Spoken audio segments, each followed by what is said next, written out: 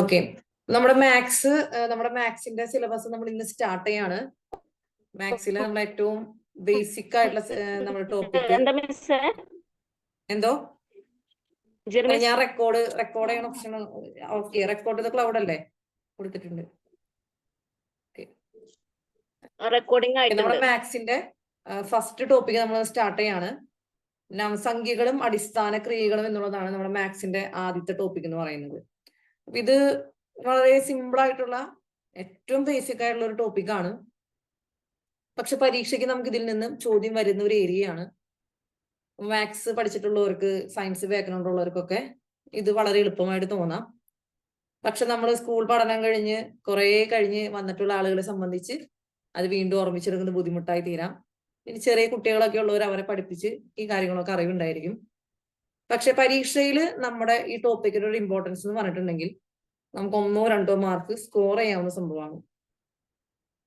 നമ്മളിങ്ങനെ വളരെ ബുദ്ധിമുട്ടുള്ള ഒരു പരീക്ഷയിലൊക്കെ മാത്സിന് പൊതുവെ 10 ചോദ്യമാണ് നമുക്ക് നമ്മുടെ LD ലെവൽ അല്ലെങ്കിൽ 10th ലെവൽ പരീക്ഷകൾക്ക് വരാം. മെയിൻസിനാണെങ്കിലും പ്രിലിംസിനാണെങ്കിലും 20 ചോദ്യങ്ങൾ പ്രിലിംസിന് വരുന്നത് നമുക്ക് ഡിഗ്രി ലെവൽ പ്രിലിമിനറിക്കാണ്. അപ്പൊ നമ്മളിങ്ങനെ വളരെ ബുദ്ധിമുട്ടുള്ള കുറെ ചോദ്യങ്ങൾ ചെയ്തുകൊണ്ടിരിക്കുമ്പോൾ ഇടയ്ക്ക് ഇങ്ങനത്തെ ഓരോ ചോദ്യം ഇങ്ങനത്തെ ഏരിയയിൽ നിന്നൊക്കെ വരുമ്പോൾ നമുക്കത് വളരെ ആശ്വാസമായിരിക്കും.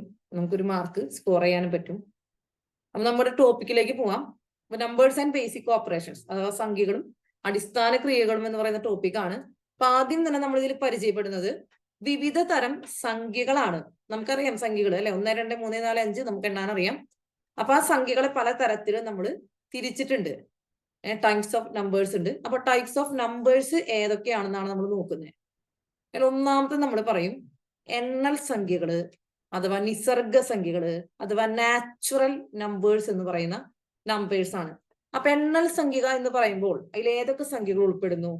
1 2 3 4 5 6 എക്സെട്ര അല്ലെ? ഈ നമ്പറുകളൊക്കെയാണ് നമ്മൾ എണ്ണൽ സംഖ്യകൾ അഥവാ നിസർഗ സംഖ്യകൾ, നാച്ചുറൽ നമ്പേഴ്സ് എന്ന് പറയുന്നതിൽ ഉൾപ്പെട്ടിരിക്കുന്നത്. ഓക്കെ അല്ലേ? ഇതാണ് നമ്മുടെ എണ്ണൽ സംഖ്യ എന്ന് പറയുന്നത്. നമ്മൾ ചോദ്യം വരും, തുടർച്ചയായ 50 എണ്ണൽ സംഖ്യകളുടെ തുക കാണുക എന്നൊക്കെ പറഞ്ഞ ചോദ്യം വരും. അപ്പൊ എണ്ണൽ സംഖ്യ എന്ന് പറഞ്ഞാൽ 1 മുതൽ 50 വരെയുള്ള തുടർച്ചയായ സംഖ്യകൾ എന്നാണ് നമ്മൾ ഉദ്ദേശിക്കുന്നത്. ഓക്കെ, എണ്ണൽ സംഖ്യകൾ എന്ന് പറയുമ്പോൾ 1 2 3 4 5 6 എന്ന് പറയുന്ന സംഖ്യകളാണ്. ഇനി നമ്മൾ ഒറ്റ സംഖ്യകൾ എന്ന് പറയും. ഒറ്റ സംഖ്യകൾ എന്ന് പറഞ്ഞാൽ ഓഡ് നമ്പേഴ്സ് എന്ന് ഇംഗ്ലീഷിൽ പറയുന്നു. ഒറ്റ സംഖ്യകൾ ഏതൊക്കെയാണ്?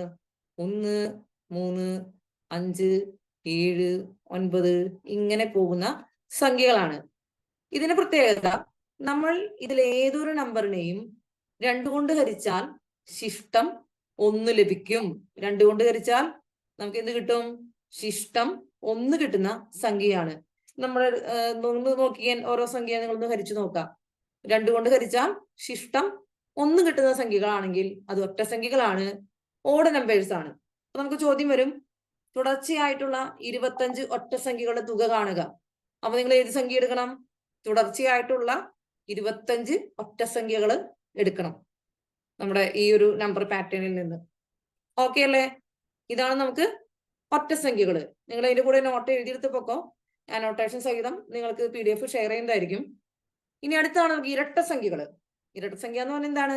നമുക്ക് 2 4 6 8 10 എന്നിങ്ങനെ പോകുന്ന സംഖ്യകളാണ്. ഇരട്ട സംഖ്യകളുടെ പ്രത്യേകത, ഇരട്ട സംഖ്യകളെ 2 കൊണ്ട് നമ്മൾ ഹരിച്ചു കഴിഞ്ഞിട്ടുണ്ടെങ്കിൽ ശിഷ്ടം 0 ആയിരിക്കും അല്ലെ? ഇതിലെല്ലാ നമ്പറും നോക്കിയേ, നമ്മൾ 2 കൊണ്ട് ഹരിച്ചാൽ ശിഷ്ടം എന്തായിരിക്കും? ശിഷ്ടം 0 ആയിരിക്കും. അപ്പൊ അതാണ് ഇരട്ട സംഖ്യകൾ. നമ്മളോട് പറയാണ് 1 മുതൽ 15 വരെയുള്ള ഇരട്ട സംഖ്യകൾ അല്ലെങ്കിൽ ആദ്യത്തെ 15 ഇരട്ട സംഖ്യകളുടെ തുക കാണുക എന്ന് പറഞ്ഞാൽ നമ്മൾ എന്ത് ചെയ്യണം? 2 4 6 8 10 അങ്ങനെ പോകുന്ന 15 സംഖ്യകൾ എടുത്തിട്ട് വേണം നമ്മൾ കാൽക്കുലേഷൻ നടത്താനായിട്ട്. ഓക്കെ അല്ലേ? നെക്സ്റ്റ് നമ്മൾ പറയും അഖണ്ഡ സംഖ്യകൾ അഥവാ ഹോൾ നമ്പേഴ്സ് എന്ന് പറയും. അപ്പൊ നമ്മൾ നേരത്തെ പറഞ്ഞു ഏത്? നാച്ചുറൽ നമ്പേഴ്സ് അല്ലെ, അഥവാ നിസർഗ സംഖ്യകൾ എന്നൊക്കെ നമ്മൾ പറഞ്ഞു. 1 2 3 4 5 അങ്ങനെ പോകുന്ന സംഖ്യകൾ. ഇതിന്റെ കൂടെ ആരെ നമ്മൾ ചേർക്കും? ഇതിന്റെ കൂടെ നമ്മുടെ 0 നമ്മൾ ചേർക്കും. അപ്പൊ എന്തായി? ഹോൾ നമ്പേഴ്സ് അല്ലെ? അപ്പൊ നമ്മുടെ നാച്ചുറൽ നമ്പേഴ്സിന്റെ കൂടെ അല്ലെ, നമ്മുടെ നാച്ചുറൽ നമ്പേഴ്സിന്റെ കൂടെ അഥവാ നമ്മുടെ എണ്ണൽ സംഖ്യകളുടെ കൂടെ ഒരു 0 ചേർത്താൽ എന്തായി? അത് അഖണ്ഡ സംഖ്യകൾ അഥവാ ഹോൾ നമ്പേഴ്സ് ആയി. ആ 0 തൊട്ട് തുടങ്ങും അല്ലെ? ഹോൾ നമ്പേഴ്സ് എന്ന് പറയുമ്പോൾ 0 തൊട്ട് ആരംഭിക്കുന്ന നമ്പറുകളാണ്. ഓക്കെ അല്ലേ? ഓക്കെ, നെക്സ്റ്റ് അടുത്ത് നമ്മൾ പറയും അഭാജ്യ സംഖ്യകൾ അഥവാ പ്രൈം നമ്പേഴ്സ് എന്ന് പറയും. എന്താണ് നമ്മുടെ അഭാജ്യ സംഖ്യ അഥവാ പ്രൈം നമ്പേഴ്സ് എന്ന് പറഞ്ഞിട്ടുണ്ടെങ്കിൽ? അതായത് ഒന്നും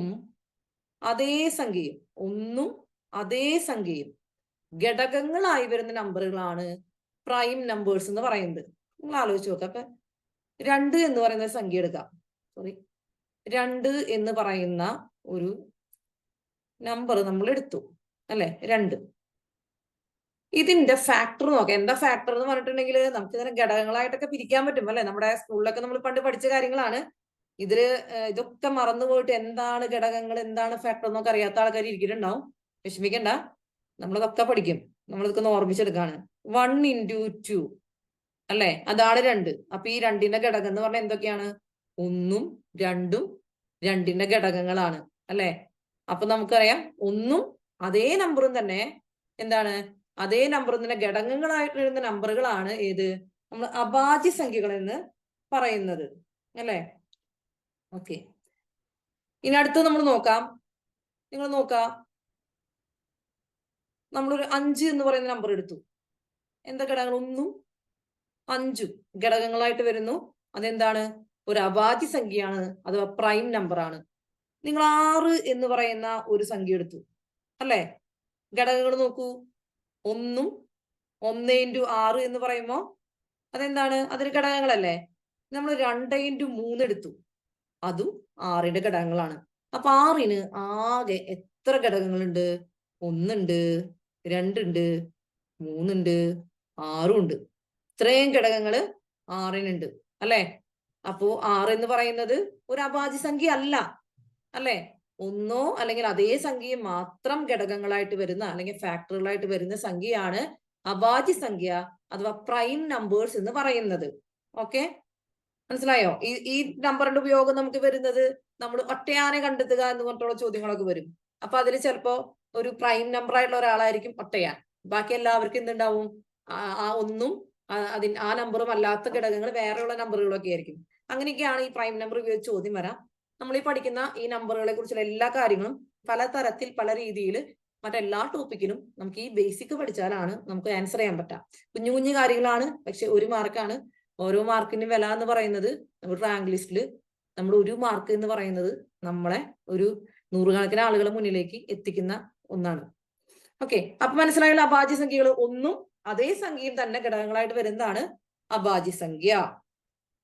നമുക്ക് 100 വരെയുള്ള അഭാജ്യ സംഖ്യകൾ നോക്കാം. നമ്മുടെ ഈ സ്ലൈഡിന്റെ റൈറ്റ് സൈഡിലേക്ക് നിങ്ങൾ ഒന്ന് നോക്കാം. 100 വരെ നമുക്ക് ആകെ എത്ര അഭാജ്യ സംഖ്യ ഉണ്ട്? 25 അഭാജ്യ സംഖ്യയാണ് വരുന്നത്. അതിൽ 1 മുതൽ 10 വരെ എത്ര അഭാജ്യ സംഖ്യകളുണ്ട്? നിങ്ങൾ നോക്കാം. 4 എണ്ണം വരും. ഏതൊക്കെയാണ്? 2, 3, 5, 7. ഇവിടെ കണ്ടോ? 2, 3, 5, 7. നോക്കിയാൽ ആ നമ്പറുകളൊക്കെ ഒന്നും അതേ നമ്പർ മാത്രമല്ലേ ഘടകങ്ങളായിട്ട് വരുന്നുള്ളൂ അല്ലെ? 11 മുതൽ 20 വരെ നോക്കാം. വീണ്ടും 4 നമ്പർ ഉണ്ട്. 11, 13, 17, 19. അതെല്ലാം ഒന്നും ആ സംഖ്യ മാത്രമേ ഘടകങ്ങളായിട്ട് വരുന്നുള്ളൂ.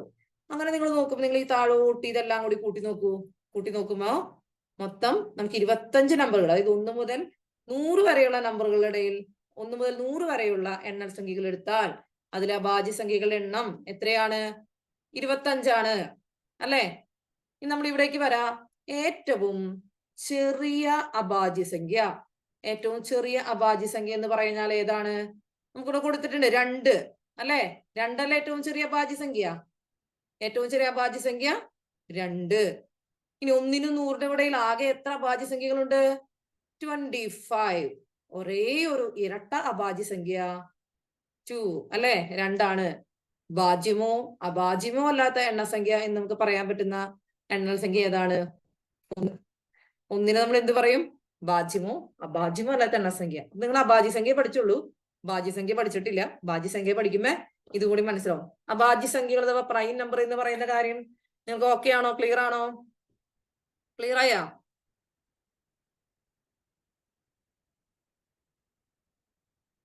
ചാറ്റ് ബോക്സിലൊക്കെ ഒന്ന് കമന്റ് ചെയ്യാട്ടാ, കമന്റ് ചെയ്യാം ഓക്കെ ആണെങ്കിലും. Okay Athira Sooraj yes. Jis ready. Okay okay clear. Rosemaria Vinson yes. Okay thank you.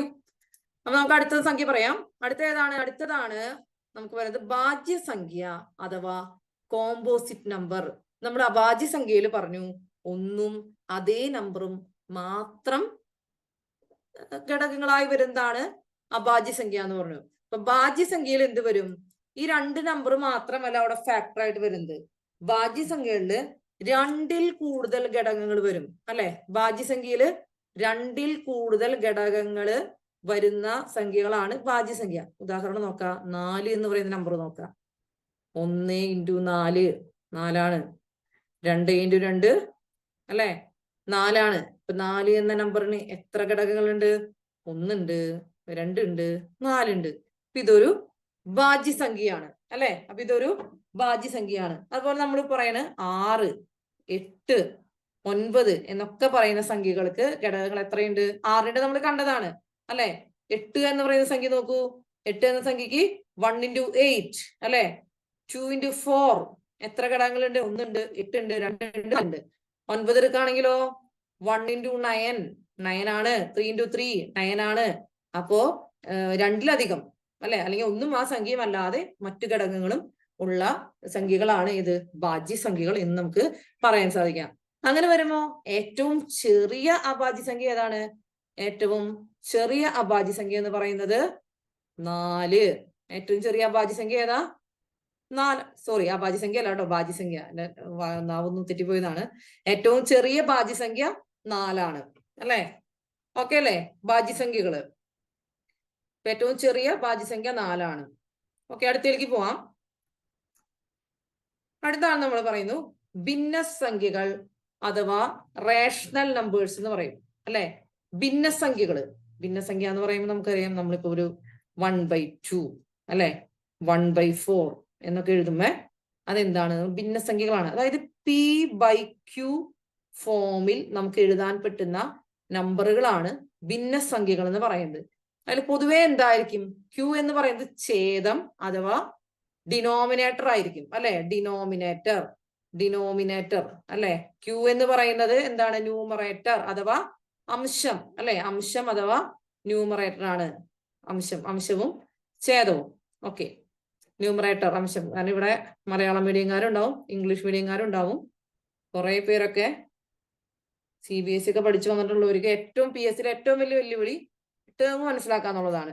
അപ്പൊ മാത്സ് ഒക്കെ ചെയ്യുമ്പോൾ നമുക്ക് ഒരു ചതുരത്തിന്റെ പരപ്പളം എത്രയാണെന്നൊക്കെ ചോദിക്കുമ്പോൾ അതെന്താന്ന് ആലോചിച്ചിരിക്കുന്ന ആൾക്കാരൊക്കെ നമുക്ക് ക്ലാസ്സിൽ കാണാം. അപ്പൊ അവരുടെ ഏറ്റവും വലിയ ബുദ്ധിമുട്ടാണ് മലയാളത്തിൽ ടേം പഠിച്ചെടുക്കുക എന്നുള്ളത്. ഇംഗ്ലീഷ് മീഡിയം സ്റ്റുഡൻസിന് അതൊരു വെല്ലുവിളിയാണ്. അപ്പൊ നിങ്ങൾ പഠിച്ചു പോവാം. അപ്പൊ ന്യൂമറേറ്റർ എന്ന് പറയുന്നതാണ് ഛേദം അല്ലെ, അംശം. ഡിനോമിനേറ്റർ എന്ന് പറയുന്നത് ഛേദമാണ്. അപ്പൊ p/q ഫോമിൽ നമുക്ക് എഴുതാൻ പറ്റുന്ന സാധനങ്ങളാണ് ഏത്? ഭിന്നസംഖ്യകൾ എന്ന് പറയുന്നത്. ഈ ഭിന്നസംഖ്യകളിൽ തന്നെ നമ്മൾ ഒരു 3 തരത്തിൽ നമുക്ക് പറയാം. അതിലൊന്നാണ് സാധാരണ ഭിന്നം. സാധാരണ ഭിന്നം. ഈ സാധാരണ ഭിന്നം എന്ന് ഞാൻ പറയുന്നതാണ് നേരത്തെ എഴുതി ഈ 1/2 1/4 ഒക്കെ. അതായത് നോർമൽ നമ്മുടെ ഡിനോമിനേറ്റർ അഥവാ ഈ ഛേദം എന്ന് പറയുന്നത് വലുതായിരിക്കും, അംശം എന്ന് പറയുന്നത് അതിനേക്കാളും ചെറുതായിരിക്കും. ഇതാണ് സാധാരണ ഭിന്നം. ഇനി വിഷമഭിന്നം എന്ന് വരും. വിഷമഭിന്നം എന്ന് പറയുമ്പോൾ എന്താണ് അതിന്റെ വിഷമം? അതിന്റെ അംശം അഥവാ അതിന്റെ ന്യൂമറേറ്റർ എന്ന് പറയുന്നത് will be higher than denominator. അതാണ് 7/2 അല്ലെ. അംശം കൂടുതലാണ്, ഛേദം അതിനേക്കാളും ചെറുതാണ് അല്ലെ. 16/15 എന്നൊക്കെ പറയുമ്പോൾ എന്താണ്? ന്യൂമറേറ്റർ വലുതും ഡിനോമിനേറ്റർ ചെറുതുമാണ് അല്ലെ. ഇനി നമുക്ക് പറയുന്നത് ഏതാണ്? മിശ്രഭിന്നം എന്താണ്? മിശ്രഭിന്നം എന്ന് പറയുമ്പോൾ നമ്മൾ 1.5 എന്ന് എഴുതില്ലേ. 1/2 അല്ലെ. 7 1/4 എന്നൊക്കെ പറഞ്ഞ് കാണുന്ന സാധനമാണ് മിശ്രഭിന്നം അഥവാ എന്താണ്? Mixed fraction. മിശ്രഭിന്നം അഥവാ മിക്സഡ് ഫ്രാക്ഷൻ എന്ന് പറയും. അപ്പൊ ഭിന്നസംഖ്യകൾ ഇങ്ങനെ 3 തരത്തിലുണ്ട്. ഭിന്നസംഖ്യകൾ മനസ്സിലായോ? ഭിന്നസംഖ്യകളാരും ഓക്കെ അല്ലേ? ഇതിങ്ങനെ ഉണ്ടെന്ന് മാത്രമേ പറഞ്ഞിട്ടുള്ളൂ. ഇത് വെച്ച് നമുക്ക് ഇത് എന്താണെന്നൊന്നും പരീക്ഷയ്ക്ക് ചോദ്യമില്ല. മനസ്സിലായോ? ഇങ്ങനെയൊക്കെ ഉണ്ട് എന്നുള്ള കാര്യം മനസ്സിലാക്കിയാൽ മതി. ഓക്കെ, അപ്പൊ അടുത്തേക്ക് പോവാം. അടുത്താണ് അഭിന്ന സംഖ്യകള് അഥവാ ഇറേഷണൽ നമ്പേഴ്സ് എന്ന് പറയുന്നത്. സ്പീഡ് കൂടുന്നുണ്ടോ? സ്പീഡൊക്കെ കൂടുന്നുണ്ടെങ്കിൽ നിങ്ങളൊന്ന് പറഞ്ഞേക്കണം കേട്ടോ.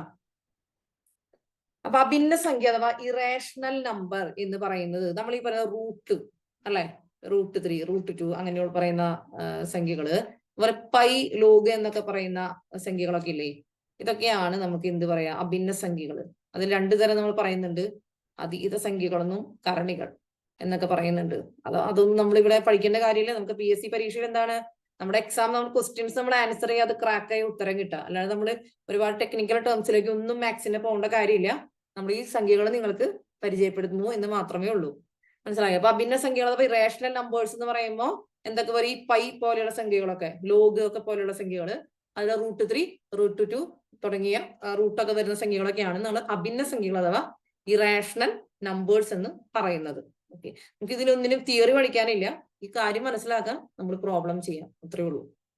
ഓക്കെ, അപ്പൊ അഭിന്ന സംഖ്യകൾ നമ്മൾ പറയും. പൂർണ്ണസംഖ്യകൾ, പൂർണ്ണസംഖ്യ എന്ന് പറയുമ്പോൾ നമ്മൾ നേരത്തെ എന്ത് പഠിച്ചിട്ടുണ്ടായിരുന്നു, നാച്ചുറൽ നമ്പേഴ്സ് പഠിച്ചിട്ടുണ്ടായിരുന്നു അല്ലെ, 1 2 3 4 അല്ലെ. പിന്നെ നമ്മൾ എന്ത് പഠിച്ചിട്ടുണ്ടായിരുന്നു, ഹോൾ നമ്പേഴ്സ് പഠിച്ചിട്ടുണ്ടായിരുന്നു. അതിന്റെ കൂടെ 0 ചേർക്കുമ്പോ ഹോൾ നമ്പേഴ്സ്. ഇനി പൂർണ്ണസംഖ്യകൾ അഥവാ ഇൻഡിജേഴ്സ് എന്ന് പറയുമ്പോൾ അതിന്റെ കൂടെ എന്ത് വരും, നെഗറ്റീവ് സംഖ്യകളും കൂടി കൂടും. മനസ്സിലായോ?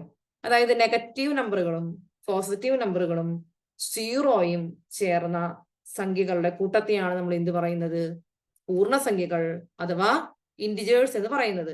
അപ്പൊ പൂർണ്ണസംഖ്യകൾ അഥവാ ഇൻഡിജേഴ്സ് എന്ന് പറഞ്ഞാൽ എന്താണ്, നെഗറ്റീവ് നമ്പേഴ്സും പോസിറ്റീവ് നമ്പേഴ്സും 0യും എല്ലാം ചേരും. എന്താണ്, സ്പീഡ് കൂടുതലാണ് അല്ലെ, നോർമലി എനിക്ക് ഇത്തിരി സ്പീഡ് കൂടുതലാണ്. ഓക്കെ, അപ്പോ പൂർണ്ണസംഖ്യകള് -0യും പോസിറ്റീവ് നമ്പേഴ്സും നെഗറ്റീവ് നമ്പേഴ്സും എല്ലാം ചേരും. എന്താണ്, എന്ത്, പൂർണ്ണസംഖ്യകൾ എന്ന് പറയുന്നത് അല്ലെ. പൂർണ്ണമാണ് അല്ലെ, എല്ലാ സാധനം അതിനകത്തുണ്ട്. നോക്കാം, ഏറ്റവും വലിയ നെഗറ്റീവ് പൂർണ്ണസംഖ്യ ഏതാണെന്ന് ചോദിച്ചാൽ നിങ്ങൾ ആലോചിച്ച് നോക്കുക. ഈ 0യിൽ നിന്ന് പുറകിലോട്ട് പോകുമ്പോ സംഖ്യ ചെറുതായി ചെറുതായി വരാണ്. മനസ്സിലായോ? -1, -2, -3 എന്ന് പറയുമ്പോ സംഖ്യ ചെറുതായി വരും. 0യുടെ അടുത്തോട്ട് പോകുമ്പോ, 0യുടെ വലത്തോട്ട് പോകുമ്പോ 1 2 3 4 ഇൻക്രീസിങ് ആ അല്ലെ. അത് നമുക്കറിയാം. കാരണം 1നേക്കാളും വലുതാണ് 2, 2നേക്കാളും വലുതാണ് 3, 3നേക്കാളും വലുതാണ് 4 എന്നുള്ള കാര്യം നമുക്കറിയാമല്ലോ അല്ലെ. പക്ഷെ ഈ 0യുടെ അപ്പുറത്തോട്ട് പോകുമ്പോൾ, നെഗറ്റീവ് പോകുമ്പോൾ 1 തൊട്ട് ആണ് പുറകിലോട്ട് പോകുമ്പോ അത് ചെറുതായി വരാ ചെയ്യാം. അപ്പൊ ഏറ്റവും വലിയ നെഗറ്റീവ് പൂർണ്ണസംഖ്യ എന്ന് ചോദിച്ചാൽ നമ്മൾ എന്ത് പറയും, ദാറ്റ് ഈസ് -1 ആണ്. ഇനി നെഗറ്റീവോ പോസിറ്റീവോ അല്ലാത്ത പൂർണ്ണസംഖ്യ എന്ന് പറഞ്ഞാൽ അവിടെ ആരേ ഉള്ളൂ, 0 ആണ് ഉള്ളത് അല്ലെ. നെഗറ്റീവോ പോസിറ്റീവോ അല്ലാത്ത പൂർണ്ണസംഖ്യ എന്ന് പറഞ്ഞിട്ടുണ്ടെങ്കിൽ അവിടെ നമുക്ക് ഏതുള്ളൂ, 0 ആണുള്ളത്. ഇതുവരെയുള്ള കാര്യങ്ങളൊന്നും ആലോചിച്ച് നോക്കിയേ. അടുത്തേക്ക് പോകുന്നതിന് മുൻപേ ഇതുവരെയുള്ള കാര്യങ്ങളൊന്നും ആലോചിച്ച് നോക്കാം. ഞാൻ ആദ്യത്തെ പേജ് തൊട്ട് ഒന്നും കൂടി നിങ്ങളൊന്ന് എല്ലാം കൂടി പറഞ്ഞു കഴിഞ്ഞപ്പോ മൊത്തത്തിലൊരു കൺഫ്യൂഷൻ ആയിട്ടുണ്ടാവും അല്ലെ. അതിലേക്കൊന്ന് പോവാം.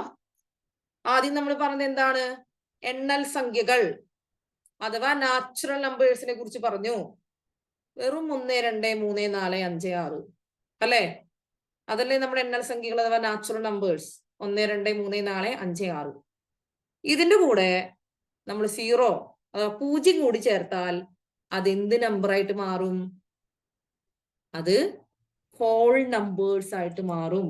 0യും കൂടി ചേർത്തിട്ടുണ്ടെങ്കിൽ അതെന്തായിട്ട് മാറും, അഖണ്ഡ സംഖ്യകൾ അഥവാ ഹോൾ നമ്പർ ആയിട്ട് മാറും. അത് പഠിച്ചു. മൂന്നാമതായിട്ട് നമ്മൾ പഠിച്ചത്, ഞാൻ ഒരുമിച്ച് ഒറ്റ ഇതിൽ നമ്മൾ പറയാണ് പൂർണ്ണസംഖ്യകൾ അഥവാ ഇൻഡിജേഴ്സ്. ഈ പറഞ്ഞ 0 1 2 3 4 5ന്റെ കൂടെ നെഗറ്റീവ് സംഖ്യകൾ കൂടി ചേർക്കുമ്പോൾ എന്തായി, ഇൻഡിജേഴ്സ് അഥവാ പൂർണ്ണസംഖ്യകളായിട്ട് മാറി.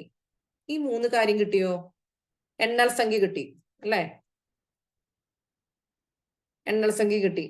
ഒറ്റ സംഖ്യ ഓഡ് നമ്പർ കിട്ടി. 1 3 5 7 9 എന്ന് പറഞ്ഞു പോകുന്ന ഒറ്റ സംഖ്യകൾ അഥവാ ഓഡ് നമ്പറുകൾ നമുക്ക് കിട്ടി. അടുത്താണ് ഈവൻ നമ്പേഴ്സ് അഥവാ ഇരട്ട സംഖ്യകൾ എന്ന് പറയുന്ന 2 4 6 8 10 എന്ന് പറഞ്ഞു പോകുന്ന ഇരട്ട സംഖ്യകളും നമുക്ക് കിട്ടിയെന്ന് വിചാരിക്കുന്നു അല്ലെ. ഇരട്ട സംഖ്യകൾ നമുക്ക് കിട്ടും അല്ലെ, നമുക്കറിയാം ഇരട്ട സംഖ്യകൾ. അഖണ്ഡ സംഖ്യകള്, അഖണ്ഡ സംഖ്യ എന്ന് പറയുമ്പോഴാണ് നമ്മൾ പറഞ്ഞത് 0 ആഡ് ചെയ്യപ്പെടും അല്ലെ. നമ്മുടെ ഏതിന്റെ കൂടെ, നമ്മുടെ നിസർഗ സംഖ്യകളുടെ കൂടെ അല്ലെ, എണ്ണൽ സംഖ്യകളുടെ കൂടെ 0 ചേർക്കുന്നതാണ് അഖണ്ഡ സംഖ്യ അഥവാ ഹോൾ നമ്പർ. അടുത്താണ് അഭാജ്യ സംഖ്യ. അഭാജ്യ സംഖ്യയുടെ പ്രത്യേകത എന്താ, അഭാജ്യ സംഖ്യ എന്ന് പറയുമ്പോ ഒന്നും അതേ നമ്പറും ഫാക്ടേഴ്സ് ആയിട്ട് വരുന്ന അഥവാ ഘടകങ്ങളായിട്ട് വരുന്ന നമ്പറുകളാണ് പ്രൈം നമ്പർ അഥവാ അഭാജ്യ സംഖ്യ അല്ലെ. അതാണ് നമ്മുടെ അഭാജ്യ സംഖ്യകൾ എന്ന് പറയുന്നത്. അപ്പൊ 1 മുതൽ 100 വരെയുള്ള അഭാജ്യ സംഖ്യകളെല്ലാം നമ്മൾ റൈറ്റ് സൈഡിൽ കൊടുത്തു വെച്ചിട്ടുണ്ട് അല്ലെ. എല്ലാ നമ്പറും നിങ്ങൾ എടുത്ത് നോക്കിക്കോ.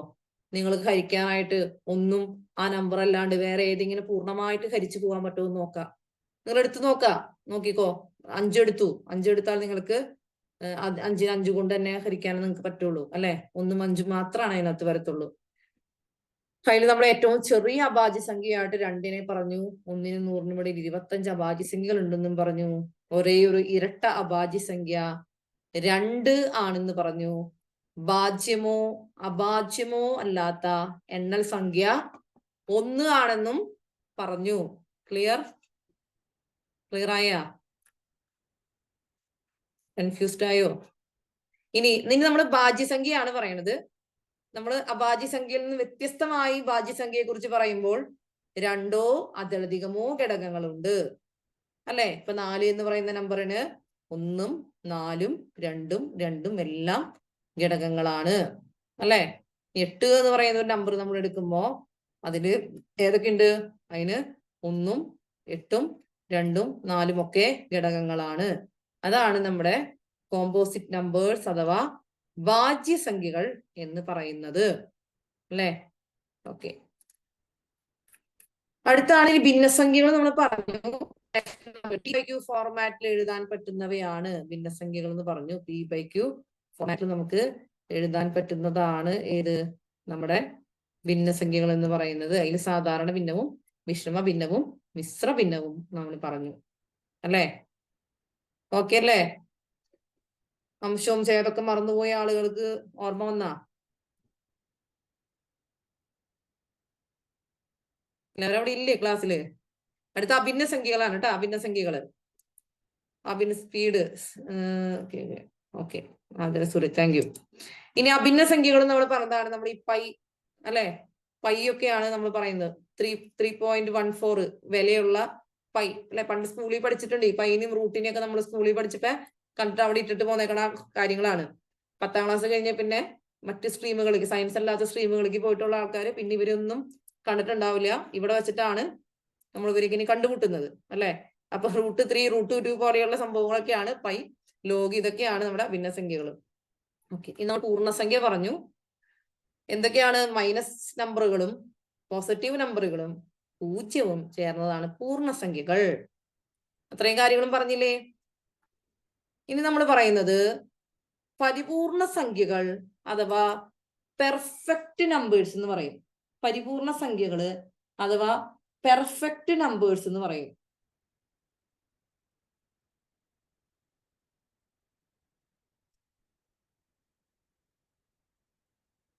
പറയുന്നത് ഒരു സംഖ്യയുടെ ആ സംഖ്യ ഒഴികെയുള്ള ഘടകങ്ങളുടെ തുക ഈ സംഖ്യക്ക് തുല്യമാവണം. അതായത് ഒന്ന് നോക്കാം. നമ്മളിപ്പോ 6 എന്ന് പറയുന്ന നമ്പർ എടുത്തു. അതിന്റെ ഘടകങ്ങളാണ് 1, 2, 3, 6. നമ്മൾ പറഞ്ഞതാണ് പരിപൂർണ സംഖ്യകളില് ഒരു സംഖ്യയുടെ ഘടകങ്ങളിൽ ആ ഘടകമല്ലാത്ത മറ്റു ഘടകങ്ങളുടെ തുക സംഖ്യക്ക് തുല്യമാകണം എന്നാണ് നമ്മൾ പറഞ്ഞത് അല്ലെ. അപ്പൊ നോക്കാം. നമ്മൾ 6 എന്ന് പറയുന്ന നമ്പർ എടുത്തു. അതിന് ഘടകങ്ങളാണ് 1, 2, 3, 6. അപ്പൊ ഈ 6 അല്ലാത്ത മറ്റ് 3 ഘടകങ്ങളുടെയും തുക എന്ന് പറയുന്നത് 6നോട് തുല്യമാകണം. നോക്കിയേ, നമ്മൾ 1 + 2 + 3 ചെയ്യുമ്പോൾ എന്ത് കിട്ടും? 6 അല്ലേ ഉത്തരം അല്ലെ. 6 കിട്ടിയില്ലേ? അപ്പൊ ഇതെന്താണ്? ഒരു പരിപൂർണ സംഖ്യ അഥവാ പെർഫെക്റ്റ് നമ്പർ എന്ന് നമ്മൾ പറയുന്നു. എന്താണ് നമ്മൾ ഉദ്ദേശിച്ചത്? അതായത് ഒരു സംഖ്യയുടെ ഘടകങ്ങളിൽ അല്ലെ. എന്താണ്? ഒരു സംഖ്യയുടെ ഘടകങ്ങളിൽ ആ സംഖ്യ ഒഴിച്ചുള്ള ഘടകങ്ങൾ, ആ സംഖ്യ ഒഴിച്ചുള്ള ഘടകങ്ങളുടെ തുക സംഖ്യക്ക് തുല്യമാകണം അല്ലെ? ഒഴിച്ചുള്ള ഘടകങ്ങളുടെ തുക, കൺഫ്യൂഷൻ ആയത്, തുക സംഖ്യക്ക് തുല്യമാകണം. ഇവിടെ ആറിന്റെ കാര്യം ഓർത്താ മതി. ഓക്കെ, അപ്പൊ ഇതിൽ 28 എന്ന് പറയുന്ന സംഖ്യ എടുക്കാം. നമ്മൾ 28 എടുത്തു അല്ലെ? 28 എടുത്തു. 28ന്റെ ഘടകങ്ങൾ നമുക്ക് നോക്കാം. 28ന്റെ ഘടകങ്ങളാണ് നമുക്ക് 1 × 28 28 അല്ലെ? 2 × 14 28 4 × 7 20. കിട്ടിയ? അപ്പൊ ഇതിൽ നമ്മൾ പറയാണ് ഈ സംഖ്യയുടെ ഘടകങ്ങളിൽ 28 ഒഴികെയുള്ള മറ്റു ഘടകങ്ങളുടെ തുക. 28 നമ്മൾ മാറ്റി നിർത്തി, ബാക്കിയുള്ള എല്ലാ ഘടകങ്ങളും കൂടി എടുത്തു. അതായത് 1 + 2 + 14 14 + 4 + 7 നമ്മൾ എടുത്തു. ഇതെല്ലാം കൂടി നിങ്ങൾ കൂട്ടിയേ. 2 1 3 14 3 17 17 4 21 21 28. കിട്ടിയ? അതായത് നമ്മളൊരു സംഖ്യ എടുത്തു, ആ സംഖ്യയുടെ ഘടകങ്ങളില് ആ സംഖ്യ ഒഴിച്ചുള്ള മറ്റു ഘടകങ്ങളുടെ തുക എന്ന് പറയുന്നത് എന്താവണം? മറ്റു ഘടകങ്ങളുടെ തുക എന്ന് പറയുന്നത് ആ സംഖ്യയോട് തുല്യമാകണം. അതാണ് നമുക്ക് എന്ത് കിട്ടിയത്? നമുക്ക് അതിനെയാണ് നമ്മള് പരിപൂർണ സംഖ്യകൾ എന്ന് പറയുന്നത്. ഓക്കെ, നമുക്ക് അടുത്തേക്ക് പോവാം. നമുക്ക് കുറച്ച് കാര്യങ്ങൾ നമ്മൾ പഠിച്ചിരുന്നതാണ്. ഏറ്റവും ചെറിയ എണ്ണൽ സംഖ്യ. ഏറ്റവും ചെറിയ എണ്ണൽ സംഖ്യ ഏതാന്ന് ചോദിക്കുന്നുണ്ട്. അപ്പൊ എണ്ണൽ സംഖ്യകൾ നമ്മൾ പഠിച്ചു അല്ലെ? എണ്ണൽ സംഖ്യകൾ പഠിച്ചു. എണ്ണൽ സംഖ്യയിലെ ഏറ്റവും ചെറിയ എണ്ണൽ സംഖ്യ ഏതാ പറഞ്ഞേ? ഏറ്റവും ചെറിയ എണ്ണൽ സംഖ്യ ഒന്ന് കമന്റ് ചെയ്തേ. ഏറ്റവും ചെറിയ എണ്ണൽ സംഖ്യ ഒന്ന് കമന്റ് ചെയ്യും. 1. Very good. കമന്റ് ചെയ്തിട്ടുണ്ട് സ്വപ്ന. ഓക്കെ, അടുത്തത് അപ്പൊ 1 അല്ലെ? ഏറ്റവും ചെറിയ അഖണ്ഡ സംഖ്യ. ഏറ്റവും ചെറിയ അഖണ്ഡ സംഖ്യ ഒന്ന് കമന്റ് ചെയ്യൂ. ഏറ്റവും ചെറിയ അഖണ്ഡ സംഖ്യ. ഏറ്റവും ചെറിയ അഖണ്ഡ സംഖ്യ ഒന്ന് കമന്റ് ചെയ്യൂ. ഏറ്റവും ചെറിയ അഖണ്ഡ സംഖ്യ ഏതാണ്? ഏറ്റവും ചെറിയ അഖണ്ഡ സംഖ്യ എന്താണ്? ആതിര, സൂരജ്, സിനി അല്ലെ? ഓക്കെ, എല്ലാവരും എഴുതിയിട്ടുണ്ട്. 0 എഴുതിയിട്ടുണ്ട് അല്ലെ? ഏറ്റവും ചെറിയ അഖണ്ഡ സംഖ്യ എന്ന് പറയുന്നത് 0 ആണ്. അടുത്താണ് ഏറ്റവും ചെറിയ ഇരട്ട സംഖ്യ. ഇരട്ട സംഖ്യ കമന്റ് ചെയ്യൂ. ഇരട്ട സംഖ്യ പോരട്ടെ. ഫസ്റ്റ് കമന്റ് സ്നേഹ അല്ലെ? Melvy, Neethu, Francis. ഓക്കെ, അപ്പൊ ഏറ്റവും ചെറിയ ഇരട്ട സംഖ്യ എന്ന് പറയുന്നത് 0 ആണ്. ഇനി ഏറ്റവും ചെറിയ ഒറ്റ സംഖ്യ പോരട്ടെ. ഫസ്റ്റ് കമന്റ് ആരുടെയാ? ഏറ്റവും ചെറിയ ഒറ്റ സംഖ്യ. ഏറ്റവും ചെറിയ ഒറ്റ സംഖ്യ അല്ലെ? ഷബ്ന ശശിയാണ് ആദ്യത്തെ ആള്. ഓക്കെ, അപ്പൊ ഏറ്റവും ചെറിയ ഒറ്റ സംഖ്യ എന്ന് പറയുന്നത് 1 ആണ്. 1 3 5 7 ഒറ്റ സംഖ്യ. ഇനി ഏറ്റവും ചെറിയ സമ്പൂർണ്ണ സംഖ്യ അഥവാ പൂർണ്ണസംഖ്യ എന്ന് പറയുന്നത് എന്താണ്? അതിന്റെ ഉത്തരം നിങ്ങൾക്ക് ഒന്ന് കമന്റ് ചെയ്യാൻ പറ്റുമോ? ഏറ്റവും ചെറിയ പൂർണ്ണസംഖ്യ. ഏറ്റവും ചെറിയ പൂർണ്ണസംഖ്യ. ഏറ്റവും ചെറുത് അല്ലെ? നമ്മൾ ഈ പൂർണ്ണസംഖ്യകളുടെ പ്രത്യേകത നമ്മൾ പറഞ്ഞു. പൂർണ്ണസംഖ്യയിൽ നമുക്ക് നെഗറ്റീവ് സംഖ്യയുണ്ട്, പോസിറ്റീവ് സംഖ്യയുണ്ട്, പൂജ്യവും ഉണ്ട് അല്ലെ? അപ്പൊ ഈ നെഗറ്റീവ് സംഖ്യ എത്രത്തോളം അങ്ങോട്ട് ബാക്കിക്ക് പോകണോ? -1 -2 -3 അങ്ങനെ പോകുന്നു. അപ്പൊ നമുക്ക് എത്ര വേണേലും പോവാം. നമുക്ക് ഏറ്റവും ചെറിയ സംഖ്യ എന്നോ ഏറ്റവും വലിയ സംഖ്യ എന്നോ നമുക്ക് പറയാൻ പറ്റില്ല. ഇതിലൂടെ തിരുത്തു വരുത്തിയാൽ, ഈ ചോദ്യത്തിലൂടെ തിരുത്തു വരുത്തിയാൽ നിങ്ങൾക്ക് ഉത്തരം പറയാം. ഏറ്റവും ചെറിയ പോസിറ്റീവ് ആയിട്ടുള്ള സമ്പൂർണ്ണ സംഖ്യ വേണമെങ്കിൽ നമുക്ക് പറയാൻ പറ്റും. ഇത് പോസിറ്റീവ് ആയിട്ടുള്ള ഏറ്റവും ചെറിയ പൂർണ്ണസംഖ്യ നമുക്ക് പറയാം. അത് ഏതായിരിക്കും? ഏതായിരിക്കും? 1 ആയിരിക്കും അല്ലെ? നിങ്ങൾക്ക് മനസ്സിലായോ പറഞ്ഞ കാര്യം? അതായത് നമ്മൾ പറഞ്ഞ പൂർണ്ണസംഖ്യ -1 -2 -3 അല്ലെ? സോറി, തെറ്റിപ്പോയി നോക്കട്ടെ. ഓക്കെ,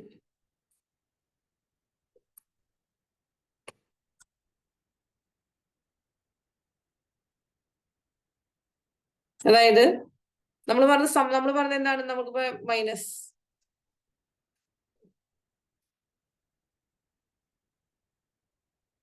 -3 ഇപ്പൊ -2 -1 0 1 2 3 ഇങ്ങനെ പോകുന്ന സംഖ്യകളാണ്. നമുക്ക് ഇതിൽ ഈ നെഗറ്റീവ് എന്ന് പറയുന്നത് ഈ ബാക്കിലോട്ട് എത്ര വേണമെങ്കിലും പോവാം. അപ്പൊ ഏറ്റവും ചെറുത് കണ്ടുപിടിക്കാൻ ഭയങ്കര ബുദ്ധിമുട്ടാ. അതുപോലെ പോസിറ്റീവ് ആയിട്ടുള്ള അതും നമ്മൾ ഏറ്റവും വലുത് പറഞ്ഞാലും ഈ റൈറ്റ് സൈഡിലോട്ട് എത്ര വേണമെങ്കിലും പോവാം അല്ലെ. പക്ഷെ ഏറ്റവും ചെറിയ പോസിറ്റീവ് ആയിട്ടുള്ള പോസിറ്റീവ് പൂർണ്ണസംഖ്യ എന്ന് പറഞ്ഞാൽ നമുക്ക് 1 എന്ന് പറയാം അല്ലെ. അങ്ങനെ നമുക്ക് പറയാനായിട്ട് സാധിക്കും. ഓക്കെ, ഇനി നമുക്ക് പറയാവുന്നത്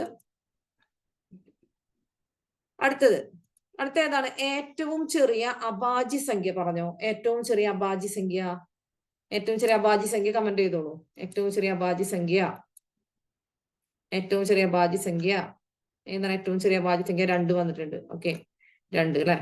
നീതു ഫ്രാൻസിസ്, നേഹ ഫ്രാൻസിസ് ഒക്കെ ഉണ്ട്. ഓക്കെ, ഏറ്റവും ചെറിയ അഭാജ്യ സംഖ്യ 2. അപ്പൊ ഏറ്റവും ചെറിയ ഭാജ്യ സംഖ്യ ഏതാണ്? ഏറ്റവും ചെറിയ ഭാഗ്യ സംഖ്യ കമന്റ് ചെയ്യൂ. ഏറ്റവും ചെറിയ ഭാജ്യ സംഖ്യ ജിസ് റെഡി. ഓക്കെ, ഏതാണ്? 4 അല്ലെ. 4 ഏറ്റവും ചെറിയ ഭാജ്യ സംഖ്യ. ഇനി ഏറ്റവും ചെറിയ രണ്ടക്ക സംഖ്യ കമന്റ് ചെയ്തോളൂ. രണ്ടക്ക സംഖ്യ അല്ലെ, കുറെ പേര് ചെയ്തിട്ടുണ്ട്. ഏറ്റവും ചെറിയ 10 ഏറ്റവും ചെറിയ രണ്ടക്ക സംഖ്യ ഏതാണ്? 10 അല്ലെ. ഏറ്റവും ചെറിയ രണ്ടക്ക സംഖ്യ 10 ആണ്. ഇനി ഏറ്റവും വലിയ ഒരക്ക സംഖ്യ ഏതാണ്? 9 കമന്റ് വന്നിട്ടുണ്ട്. ഇനി ഏറ്റവും വലിയ രണ്ടക്ക സംഖ്യ എന്ന് പറയുന്നത് എന്താണ്? ഏറ്റവും വലിയ രണ്ടക്ക സംഖ്യ ഏതാണ്? ഓക്കെ, 99.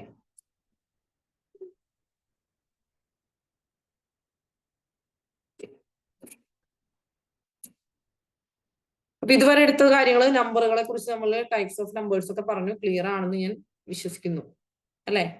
ഇനി നമ്മൾ അടുത്തായിട്ട് പോകുന്നതാണ് ബോഡ്മാസ് റൂൾ എന്ന് പറയുന്ന സംഭവത്തിലേക്ക് പോവാണ്. അതായത് നമുക്കൊരു കുറച്ച് കാര്യങ്ങൾ നമുക്കൊരു ഗുണിക്കാനോ ഹരിക്കാനോ ഒക്കെ വേണ്ടി കുറച്ചധികം ഈ ഗുണനം, ഹരണം, വ്യവകലനം, സങ്കലനം എല്ലാം കൂടി തരുമ്പോൾ അതിൽ ഏതിൽ നിന്ന് ആദ്യം തുടങ്ങണം എന്നൊരു കൺഫ്യൂഷൻ ഉണ്ടാവും.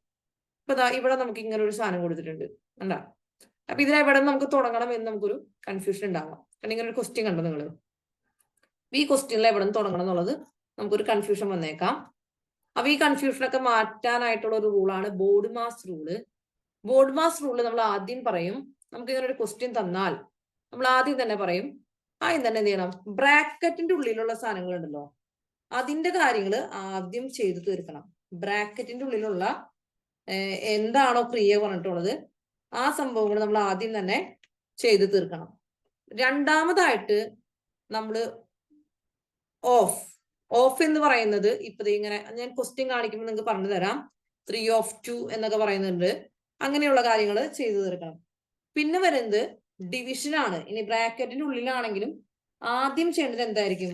ആദ്യം ചെയ്യേണ്ടത് ഡിവിഷൻ ആയിരിക്കും. ആദ്യം തന്നെ നമുക്ക് ഡിവിഷൻ ചെയ്തു തീർക്കണം. രണ്ടാമതായിട്ട് നമ്മൾ എന്ത് ചെയ്യണം? ഡിവിഷൻ കഴിഞ്ഞാൽ മൾട്ടിപ്ലിക്കേഷനിലേക്ക് പോകണം. പിന്നീട് പോകേണ്ടത് അഡീഷൻ ആണ്, അഥവാ കൂട്ടലാണ് ചെയ്യേണ്ടത്. പിന്നെ പോണത് സബ്ട്രാക്ഷൻ അഥവാ വ്യവകലനത്തിലേക്കാണ് നമ്മൾ പോകേണ്ടത്. അതാണ് നമ്മുടെ ബോഡ്മാസ് റൂൾ എന്ന് പറയുന്നത്. അപ്പൊ ബോഡ്മാസ് റൂൾ അനുസരിച്ചിട്ടുള്ള ഒരു ചോദ്യത്തിലേക്ക് നമുക്ക് പോവാം. ബോഡ്മാസ് റൂൾ അനുസരിച്ചിട്ടുള്ള ഒരു ചോദ്യം ഈ ചോദ്യം ഞാൻ ഇവിടേക്ക് ഒന്ന് കയറ്റി എഴുതാം. 2+ ഇവിടേക്ക് ഒന്ന് കയറ്റി എഴുതിയിട്ട് പറയാം. 2 + 4 × 8 minus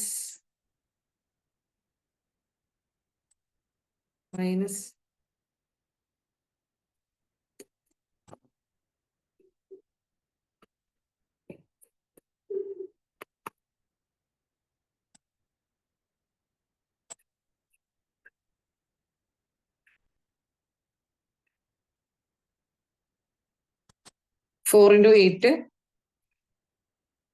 3 × 6 -3 × 6. ഓക്കെ, ഇതിന്റെ ആൻസർ ആണ് നമുക്ക് കണ്ടുപിടിക്കേണ്ടത്. അപ്പൊ നമ്മുടെ ബോഡ്മാസ് റൂൾ അനുസരിച്ച് നമുക്ക് എങ്ങനെ പോവാം?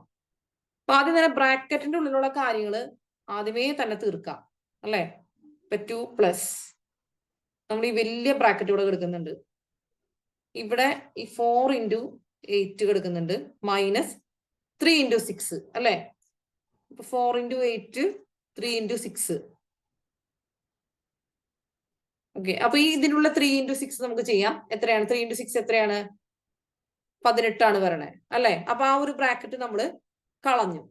ഇനി നിങ്ങൾ അടുത്തായിട്ട് എന്ത് ചെയ്യണം? അപ്പൊ നിങ്ങൾക്ക് വീണ്ടും സംശയമായി. ആദ്യം ഞങ്ങൾക്ക് വേണമെങ്കിൽ 4 into 8 ചെയ്യാം, അല്ലെങ്കിൽ 8 - 18 ചെയ്തിട്ട് 8 - 18 ചെയ്തിട്ട് 4 കൊണ്ട് ഇൻഡു ചെയ്താൽ പോരെ എന്നൊരു സംശയം നിങ്ങൾക്ക് വരാം അല്ലെ? അങ്ങനെ സംശയം വന്നൂടെ? പക്ഷെ ഇവിടെ നമ്മൾ എന്ത് ചെയ്യണം? നമ്മുടെ ബോർഡ് മാസ് റൂളിലോട്ട് നമ്മൾ നോക്കാം. ബോർഡ് മാസ് റൂളിലേക്ക് നോക്കുമ്പോ നമ്മുടെ മൾട്ടിപ്ലിക്കേഷൻ ഗുണനം കഴിഞ്ഞിട്ടാണ് സങ്കലനം വരണേ, അഡീഷൻ വരണേ. അതിനുശേഷമാണ് കുറയ്ക്കുന്നത് വരണത്. അപ്പൊ നമ്മൾ വീണ്ടും എന്ത് ചെയ്യും? 2 + 4 into 8 ചെയ്യും. 4 into 8 എന്ന് പറയുമ്പോൾ 4 into 8 32 അല്ലെ? 32 - 18 ചെയ്യും. ഇനി ഇവിടെ പ്ലസ് ചെയ്യാനില്ല ബ്രാക്കറ്റിനുള്ളിൽ, അതുകൊണ്ട് തന്നെ നമുക്ക് എന്താണ്? 32 - 18 ആണ്. 32 - 18 ചെയ്യാം. 32 - 18 ചെയ്യുമ്പോൾ എന്താ വരാ? നമുക്ക് വരുന്നത് 14 വരാം. പിന്നെ നമുക്ക് പ്ലസ് മാത്രമേ ചെയ്യാനുള്ളൂ. 14 + 2 ചെയ്യുമ്പോൾ 16 ആൻസർ വരും അല്ലെ? നമ്മുടെ ഓപ്ഷന്റെ കൂടെ 16 ആൻസർ വന്നിട്ടുണ്ട്. എല്ലാവരും ഒന്ന് ചെയ്ത് നോക്കിയാൽ ആ ക്വസ്റ്റിന് ആൻസർ ഒന്ന് ചെയ്ത് നോക്കിയാൽ. 16 ഇവിടെ ചെയ്തിട്ടുണ്ട്. ആ 16 കിട്ടുന്നില്ല, ഒന്ന് ചെയ്ത് നോക്കി എല്ലാവരും. ചെയ്ത് കഴിയാത്തൊരു സ്ലോ ആയിട്ടുള്ള ആൾക്കാര്. നമ്മൾ ആദ്യം എന്ത് ചെയ്യണം? ഇതിനകത്ത് ആകെ കൂടി ഗുണനവും മൈനസും പ്ലസും മാത്രമേ വരുന്നുള്ളൂ. ആദ്യം തന്നെ നമ്മൾ ഗുണിക്കാനുള്ളത് ഗുണിക്കും, അതിനുശേഷം ബ്രാക്കറ്റിനുള്ളത് ആദ്യം തീർക്കാം. ബ്രാക്കറ്റിന്റെ ഉള്ളിലുള്ള കാര്യങ്ങൾ ഗുണിക്കുന്നു, ഗുണനത്തിന് ശേഷം നമ്മൾ കുറയ്ക്കുന്നു, അതിനുശേഷം ബ്രാക്കറ്റിന് പുറത്തുള്ള പ്ലസുമായിട്ട് കൂട്ടുന്നു. ഒന്ന് ചെയ്തേ.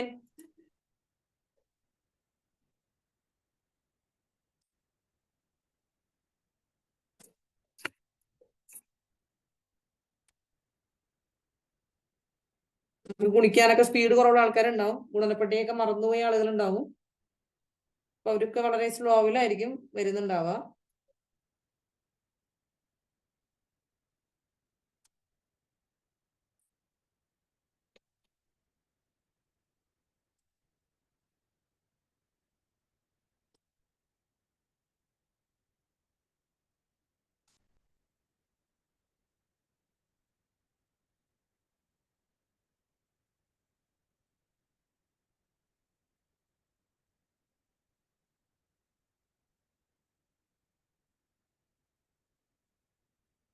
ഓക്കെ, 16 കിട്ടിയിട്ടുണ്ട്. കുറച്ച് പേർക്ക് 16 കിട്ടിയിട്ടുണ്ട്. ഇനി അടുത്തൊരു ചോദ്യത്തിലേക്ക് നമുക്ക് പോവാം. അടുത്തൊരു ചോദ്യമാണ് ഇവിടെ. ഇത് അടുത്തൊരു മെത്തേഡാണ്. മറ്റേ ബോർഡ് മാസിന്റെ ക്വസ്റ്റ്യൻ ഞാൻ വേറെ തരാം. ഇതിൽ വരുന്ന ഒരു മെത്തേഡ് ഇതാണ്. നമുക്ക് A / B, A ഹരണം B ഹരണം C ഹരണം D തുടർച്ചയായിട്ട് ഇങ്ങനെ കുറച്ച് സാധനങ്ങൾ ഹരിക്കാൻ തന്നിട്ടുണ്ടെങ്കിൽ നമ്മൾ എങ്ങനെയാണ് കാണേണ്ടതെന്നുള്ളതാണ്. അതായത് A/B/CD എന്നുള്ളതാണ് നമ്മുടെ ഫോർമുല. A/B × C × D എന്ന് പറയുന്നതാണ് നമ്മുടെ ഫോർമുല എന്ന് പറയുന്നത്. A ഹരണം B × C × D എന്നുള്ളതാണ് അല്ലെ? ഓക്കെ, അപ്പൊ ഇതിൽ തന്നിരിക്കുന്ന നമ്മുടെ ക്വസ്റ്റ്യനിലോട്ട് നോക്കാം. 16 ഹരണം 8 ഹരണം 4 ഹരണം 2. നമ്മൾ ഇവിടെ എങ്ങനെ ചെയ്യും? 16 ഹരണം നമ്മുടെ A എന്ന് പറയുന്നത് ഏതാ? A എന്ന് പറയുന്നത് ഇവിടെ 16 ആണ്. B എന്ന് പറയുന്നത് 8 ആണ്. C എന്ന് പറയുന്നത് 4 ആണ്. D എന്ന് പറയുന്നത് 2 ആണ്. 16 ഹരണം 8 × 4 × 2 ചെയ്യാം അല്ലെ? ഇവിടെ അങ്ങനെ 2 വെട്ടിപ്പോകുന്നു, ഇവിടെ 2 വെട്ടിപ്പോകുന്നു. നമുക്ക് ആൻസർ എന്ത് വരും? ഇവിടെ 1/4 ആണ് ആൻസർ. ഇവിടെ 4 മാത്രമല്ലേ ഉള്ളൂ, ഇവിടെ 1 അല്ലേ ഉള്ളൂ. 1/4. ഇങ്ങനെ കട്ട് ഷോട്ട് ചെയ്യാൻ അറിയാത്ത ആൾക്കാരുണ്ട്, എനിക്കറിയാം, ക്ലാസ്സിൽ ഉണ്ടാവാറുണ്ട്. അപ്പൊ ഇതൊക്കെ നമുക്ക് ഇങ്ങനെ കട്ട് ചെയ്ത് പോകാനൊക്കെ നമ്മൾ പ്രാക്ടീസ് ചെയ്യാം കേട്ടോ. ഇങ്ങനത്തെ കാര്യങ്ങളൊക്കെ പ്രാക്ടീസ് ചെയ്താലാണ് നമുക്ക് PSC നമ്മുടെ സ്പീഡ് ഇൻക്രീസ് ചെയ്യുള്ളൂ. മനസ്സിലായ? ഈ സാധനങ്ങൾ ഇങ്ങനെ കട്ട് ചെയ്ത് കളയാൻ അറിയാത്ത ആൾക്കാരൊക്കെ ഉണ്ട്. നമ്മൾ പ്രാക്ടീസിലൂടെ മാത്രമാണ് ഇങ്ങനത്തെ കാര്യങ്ങളൊക്കെ നമുക്ക് ഓക്കെ ആവുള്ളൂ. ചെയ്തു നോക്കിയാ, ബാക്കിയുള്ളവർ ചെയ്തു നോക്കിയാ. നമുക്ക് തുടർച്ചയായിട്ട് ഇങ്ങനെ ഹരിക്കാനായിട്ട് തന്നിട്ടുണ്ടെങ്കിൽ എന്ത് ചെയ്താൽ മതി? അതിൽ ഫസ്റ്റ് നമ്പർ ഡിവൈഡഡ് ബൈ താഴെയുള്ള നമ്മുടെ താഴെ നമ്മൾ എന്ത് ചെയ്യണം? ബാക്കിയുള്ള 3 നമ്പറുകളും ഇൻഡു ചെയ്താൽ മതി. ഇത് വരുന്നത് നമ്മൾ റെസിപ്രോക്കൽ ഫുൾക്രം എന്നുള്ള ഒരു സാധനം വെച്ചിട്ടാണ്. നമ്മൾ ഈ തൽക്കാലം നമുക്ക് ഈ ഫോർമുല പഠിക്കാം. ഓക്കെ, ചെയ്തു എന്ന് വിചാരിക്കണം. ഓക്കെ, കമന്റ് വന്നിട്ടുണ്ട്. അടുത്തതാണ് നമ്മൾ ഇനിയിപ്പോ ഒരു നമ്പർ ഇതിനടുത്ത് ബേസിക് ആയിട്ടുള്ള ഒരു കാര്യമാണ്. അതായത് നമുക്കൊരു നമ്പർ കാണുമ്പോൾ ഹരിക്കണം. അത് ഏത് നമ്പർ കൊണ്ടാണ് പൂർണ്ണമായിട്ട് ഹരിച്ചു പോവുക എന്ന് നമുക്ക് എളുപ്പത്തിൽ മനസ്സിലായാൽ മാത്രമാണ് നമുക്ക് എന്ത് ചെയ്യാൻ പറ്റുള്ളൂ? നമുക്ക് എത്രയും എളുപ്പത്തിൽ ഉത്തരങ്ങൾ കണ്ടുപിടിക്കാൻ പറ്റുള്ളൂ.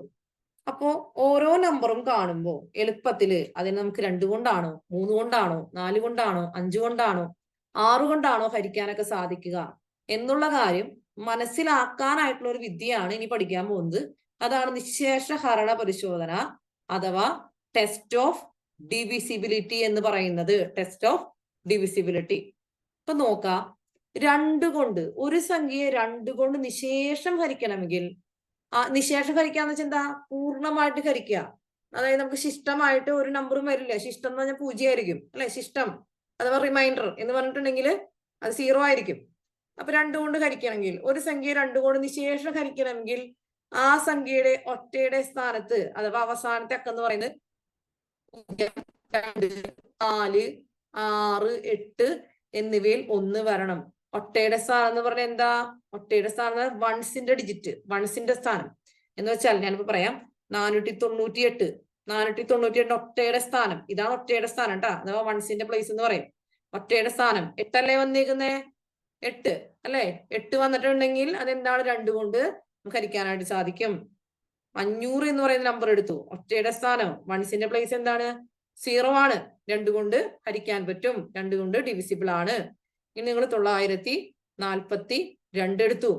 റൈറ്റ് സൈഡിൽ 2 അല്ലേ? 2 വന്നിട്ടുണ്ടെങ്കിൽ നമുക്ക് 2 കൊണ്ട് ഹരിക്കാനായിട്ട് സാധിക്കും. ഇത് ഏത് ഇരട്ട, നിങ്ങൾ ഇത്ര മനസ്സിലാക്കിയാൽ മതി. വന്നത് ഏത് ഇരട്ട സംഖ്യ ആണെങ്കിലും അതിനെയൊക്കെ നമുക്ക് 2 കൊണ്ട് നിശേഷം ഹരിക്കാനായിട്ട് സാധിക്കും. ഇനി നോക്കിയേ, 216 എന്ന് പറയുന്നത് 6 ആണ് അല്ലെ? ഇതിന് നിശേഷം 2 കൊണ്ട് നിശേഷം ഹരിക്കുക. നിശേഷം ഹരിക്കുക എന്ന് പറഞ്ഞിട്ടുണ്ടെങ്കിൽ റിമൈൻഡർ അഥവാ നമ്മുടെ ശിഷ്ടം എന്ന് പറയുന്നത് എന്തായിരിക്കും? 0 ആയിരിക്കും അല്ലെ? ഓക്കെ, മനസ്സിലായോ? 2 കൊണ്ട് ഹരിക്കുന്നത്, 2 കൊണ്ട് ഹരിക്കുന്നത് മനസ്സിലായോ നിങ്ങൾക്ക്? 2 കൊണ്ട് ഹരിക്കുന്നത് ഒരു എളുപ്പമുള്ള ഒരു കാര്യമാണ്. ഞാനിത് പറയുമ്പോൾ കുറച്ചു പേർക്ക് അത് പെട്ടെന്ന് കിട്ടുന്നുണ്ടാവും. പക്ഷെ ഇതൊന്നും അറിയാണ്ട് സ്കൂൾ കാലഘട്ടങ്ങളൊക്കെ കഴിഞ്ഞ് ഒരുപാട് നാളത്തെ ബ്രേക്കിന് ശേഷം അറ്റൻഡ് ചെയ്യുന്ന ആൾക്കാര് ക്ലാസ്സിൽ ചെയ്യാനായിട്ട് നമ്മൾ ബുദ്ധിമുട്ടുന്നത് കാണുന്നതാണ്. ഇതൊക്കെ കുഞ്ഞു കാര്യമായിട്ട് കുറെ പേർക്ക് തോന്നാം. പക്ഷെ കുറെ പേരെ സംബന്ധിച്ച് ഇതൊക്കെ കുറച്ചധികം പഠിച്ചു വരണവർക്ക് അല്ലെ, പെട്ടെന്നൊന്നും കണക്ക് ചെയ്യാനായിട്ട് പ്രോബ്ലത്തിന്റെ സമയത്ത് കിട്ടില്ല. ഇതൊക്കെ ബേസിക് ആയിട്ടുള്ള കാര്യങ്ങളാണ്. ഇതൊക്കെ പഠിച്ചാലാണ് നമുക്ക് മാത്സിൽ സ്പീഡ് കൂട്ടാൻ പറ്റുള്ളൂ. ഇനി 3 കൊണ്ടുള്ള നിശേഷ ഹരണം നോക്കാം.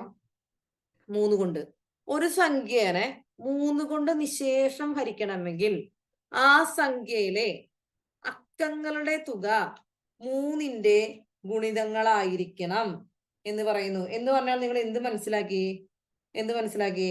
അതായത് ഒരു സംഖ്യനെ നമുക്ക് 3 കൊണ്ട് നിശേഷം ഹരിക്കണം അല്ലെ? ആ സംഖ്യയിലെ അക്കങ്ങളുടെ തുക 3ന്റെ ഗുണിതങ്ങളായിരിക്കണം. നിങ്ങൾ 6 എന്ന് പറയുന്ന നമ്പർ എടുത്തു. അതൊക്കെ അറിയാം അതെന്താണ്? അത് 3ന്റെ ഗുണിതമാണ്. പക്ഷെ നമ്മൾ നോക്കാം അതിന്റെ അക്കങ്ങളുടെ തുക എന്ന് പറയുന്നത് ഇതിൽ 6 ഒരു സംഖ്യ നമ്പറേ ഉള്ളൂ. 6 എന്ന് പറഞ്ഞിട്ടുണ്ടെങ്കിൽ അത് 3ന്റെ ഗുണിതമാണ്. നിങ്ങൾ 15 എന്ന് പറയുന്ന ഒരു നമ്പർ എടുക്കുക. 15ന്റെ അക്കങ്ങളുടെ തുക നോക്കാം. 1 + 5 എന്ന് പറയുമ്പോ അതെന്താണ്? 6 അല്ലേ? 6 എന്ന് പറയുന്നത് 3ന്റെ ഗുണിതല്ലേ? അപ്പൊ 15 എന്ന് പറയുന്നത് 3ന്റെ ഗുണിതമാണെന്ന് നിങ്ങൾക്ക് മനസ്സിലായി. 51 എന്ന് പറയുന്ന ഒരു നമ്പർ എടുത്തു. 5 + 1 = 6 കിട്ടി. 6 എന്ന് പറയുന്നത് ഒരു 3ന്റെ ഗുണിതമാണ്. അതുകൊണ്ട് നിങ്ങൾക്ക് മനസ്സിലായി 51 എന്ന് പറയുന്ന നമ്പറിന് നമുക്ക് 3 കൊണ്ട് നിശേഷം ഹരിക്കാം. നോക്കാം, ഞാൻ ഹരിച്ച് കാണിക്കുന്നുണ്ട് അല്ലേ? കണ്ടില്ലേ? കിട്ടിയാ? ഇങ്ങനെ ഹരിക്കാൻ മറന്നുപോയ ആൾക്കാരുണ്ട്. നമ്മള് ഈ ഹരണമൊക്കെ മറന്നുപോയിട്ടുള്ള ആൾക്കാരുണ്ടാവും അല്ലെ? ഇനി വേറൊരു നമ്പർ ഞാൻ എടുക്കാം. 312 അല്ലെ? 3 + 1 + 2 എന്ന് 3 നമ്പറും കൂടി കൂട്ടി 6 എന്ന് കിട്ടി. ഈ 6 എന്ന് പറയുന്നത് 3ന്റെ ഗുണിതമല്ലേ? 3ന്റെ ഗുണിതമല്ലേ? അപ്പൊ നമുക്ക് ഇതിനെ 3 കൊണ്ട് നിശേഷം ഹരിക്കാൻ പറ്റും. ഒന്ന് ഹരിച്ചു നോക്കാം. സംശയമുള്ളവർ, ഇതൊക്കെ കിട്ടില്ലേ എന്ന് സംശയിക്കുന്ന ആൾക്കാർ എന്ത് ചെയ്യാ? ഒന്ന് ഹരിച്ചു നോക്കാം അവിടെ ഇരുന്നിട്ട് അല്ലേ? ഓക്കെ, അല്ല നമ്മളൊന്ന് ഇവിടെ ഇട്ടു. 4 × 12 അല്ലെ? റിമൈൻഡർ നമുക്ക് 0 കിട്ടി. ഓക്കെ അല്ലേ? ഇത്രയും കാര്യം മനസ്സിലായ? ഇനി നമ്മൾ 99 എന്ന് പറയുന്ന നമ്പർ 3 കൊണ്ട് ഹരിക്കാൻ പറ്റുമോ? 9 + 9 എന്താണ്? 18. 18 എന്ന് പറഞ്ഞാൽ എന്താണ്? അത് 3ന്റെ ഗുണിതമല്ലേ? 18. 6 × 3 18. അപ്പൊ ചിന്തിക്കും, ഗുണനപ്പട്ടിക മറന്നുപോയ ആൾക്കാർ എന്താണ്? 18 3ന്റെ ഗുണിതമാണ്, അങ്ങനെ എണ്ണി നോക്കേണ്ടി വരും. ആ ഒരു സിറ്റുവേഷൻ ഉണ്ടാവും അല്ലേ? ഓക്കെ, 0. ഇത് മനസ്സിലായെന്ന് വിചാരിക്കണോ? മനസ്സിലായിട്ടുണ്ടാവും. നിങ്ങൾ ചെയ്തു നോക്കണം. നിങ്ങൾ ഓരോ നമ്പറുകൾ എടുത്തിട്ട് ഇങ്ങനെ ചെയ്തു നോക്കണം. മനസ്സിലായോ? അപ്പോഴാണ് നമ്മുടെ പ്രോബ്ലം ചെയ്യുന്നതിലേക്ക് വരുമ്പോഴാണ് നമുക്കിത് പഠിക്കുന്നതിന്റെ ഗുണം മനസ്സിലാവുക. ക്ലിയർ ആയോ? 3 കൊണ്ട് ഹരിക്കുന്നത്, 3 കൊണ്ട് ഒരു നമ്പറിനെ നമുക്ക് 3 കൊണ്ട് ഹരിക്കാൻ സാധിക്കുമോ എന്ന് അറിയണമെങ്കിൽ ആ നമ്പറിലെ ഡിജിറ്റ്സിന്റെ തുക എടുക്കുക. അത് 3ന്റെ ഗുണിതമാണെങ്കിൽ നമുക്കറിയാം അത് എന്താണ് 3 കൊണ്ട് നിശേഷം ഹരിക്കാവുന്ന ഒരു നമ്പർ ആണെന്ന് അല്ലെ? ഓക്കെ, സിമിക പോൾസൺ മെൽവി ഒക്കെ ഓക്കെ പറഞ്ഞിട്ടുണ്ട്. അപ്പൊ നമുക്ക് അടുത്തേക്ക് പോവാം. ഇനി നമ്മൾ 4 കൊണ്ട് ഹരിക്കുന്ന കാര്യം പറയുന്നത്. 4 കൊണ്ട് ഹരിക്കണമെങ്കിൽ എന്ത് വേണം? ഒരു സംഖ്യ കാണുന്നു, അത് 4 കൊണ്ട് ഹരിക്കാൻ പറ്റുന്നതാണോ അല്ലയോ എന്ന് നമുക്കറിയണം. അപ്പൊ എന്ത് ചെയ്യും? ഒരു സംഖ്യയെ 4 കൊണ്ട് നിശേഷം ഹരിക്കണമെങ്കിൽ ആ സംഖ്യയിലെ അവസാനത്തെ 2 അക്കങ്ങൾ ചേർന്ന സംഖ്യ 4ന്റെ ഗുണിതമായിരിക്കണം അല്ലെ? അവസാനത്തെ 2 അക്കങ്ങൾ ചേർന്ന സംഖ്യ എന്ന് പറയുന്നത് 4ന്റെ ഗുണിതമായിരിക്കണം എന്ന് നമ്മൾ പറയും. അല്ലെങ്കിൽ അത് എന്തായിരിക്കണം? അല്ലെങ്കിൽ ആ 2 അക്കങ്ങള് 0 ആയിരിക്കണം. നമ്മൾ 700 എന്ന് പറയുന്ന ഒരു നമ്പർ എടുത്തു അല്ലെ? 700ന്റെ അവസാനത്തെ 2 അക്കം എന്താണ്? 0 അല്ലേ? അപ്പൊ നമ്മൾ എന്ത് പറയാം? അതിനെ 4 കൊണ്ട് ഹരിക്കാൻ പറ്റും. കണ്ട, നോക്കാം നമുക്ക് അല്ലെ? 7 4 28, 2 0 ഇറക്കിട്ടു. എന്താണ്? 5 4 20 അല്ലെ? ഈ ഹരണം മറന്നു പോയിട്ടുള്ളവർക്ക് വേണ്ടി ഞാൻ ഹരിച്ച് കാണിക്കണ്. ഇത് എന്തിങ്ങോട്ട് ഇറക്കിയിട്ടുണ്ടെന്നൊക്കെ ചോദിക്കുന്ന ആൾക്കാരുണ്ട്. അല്ലെ? നമ്മൾ മറന്നു പോയതുകൊണ്ടാണ്. കുറെ ഗ്യാപ്പ് കഴിഞ്ഞ ആൾക്കാരൊക്കെ ആവുമ്പോ മറന്നു പോയിട്ടുണ്ടാവും. ഇനി മറ്റൊരു നമ്പർ നമുക്ക് നോക്കാം അല്ലെ? മറ്റൊരു നമ്പർ നമുക്ക് നോക്കാം. മറ്റൊരു നമ്പർ എന്ന് പറയുന്നതാണ് 712 എന്ന് പറയുന്ന ഒരു നമ്പർ എടുത്തു. അപ്പൊ നമുക്ക് ഇതെങ്ങനെ മനസ്സിലാക്കാം? നമ്മൾ ഇതിന്റെ അവസാനത്തെ 2 അക്കങ്ങൾ നോക്കി. 712 അവസാനത്തെ 2 അക്കം 12. ഈ 12 എന്ന് പറയുന്നത് എന്താ? 4ന്റെ ഗുണിതല്ലേ അല്ലെ? 4 × 3 12. 4ന്റെ ഗുണിതമാണ്. അപ്പൊ നമുക്ക് എന്ത് മനസ്സിലായി? 712 എന്ന് പറയുന്ന നമ്പർ 4 കൊണ്ട് നിശേഷം ഹരിക്കാവുന്ന ഒരു നമ്പർ ആണെന്ന് നമുക്ക് മനസ്സിലായി. നോക്കിയേ, ശരിയല്ലേ? നോക്കിയേ, 28 3 32 എത്രയാണ്? 4 32 അല്ലേ? കിട്ടിയാ? അപ്പൊ 4 കൊണ്ട് ഹരിക്കാൻ പറ്റുന്നതാണോ നമ്മൾ എങ്ങനെ മനസ്സിലാക്കുന്നു?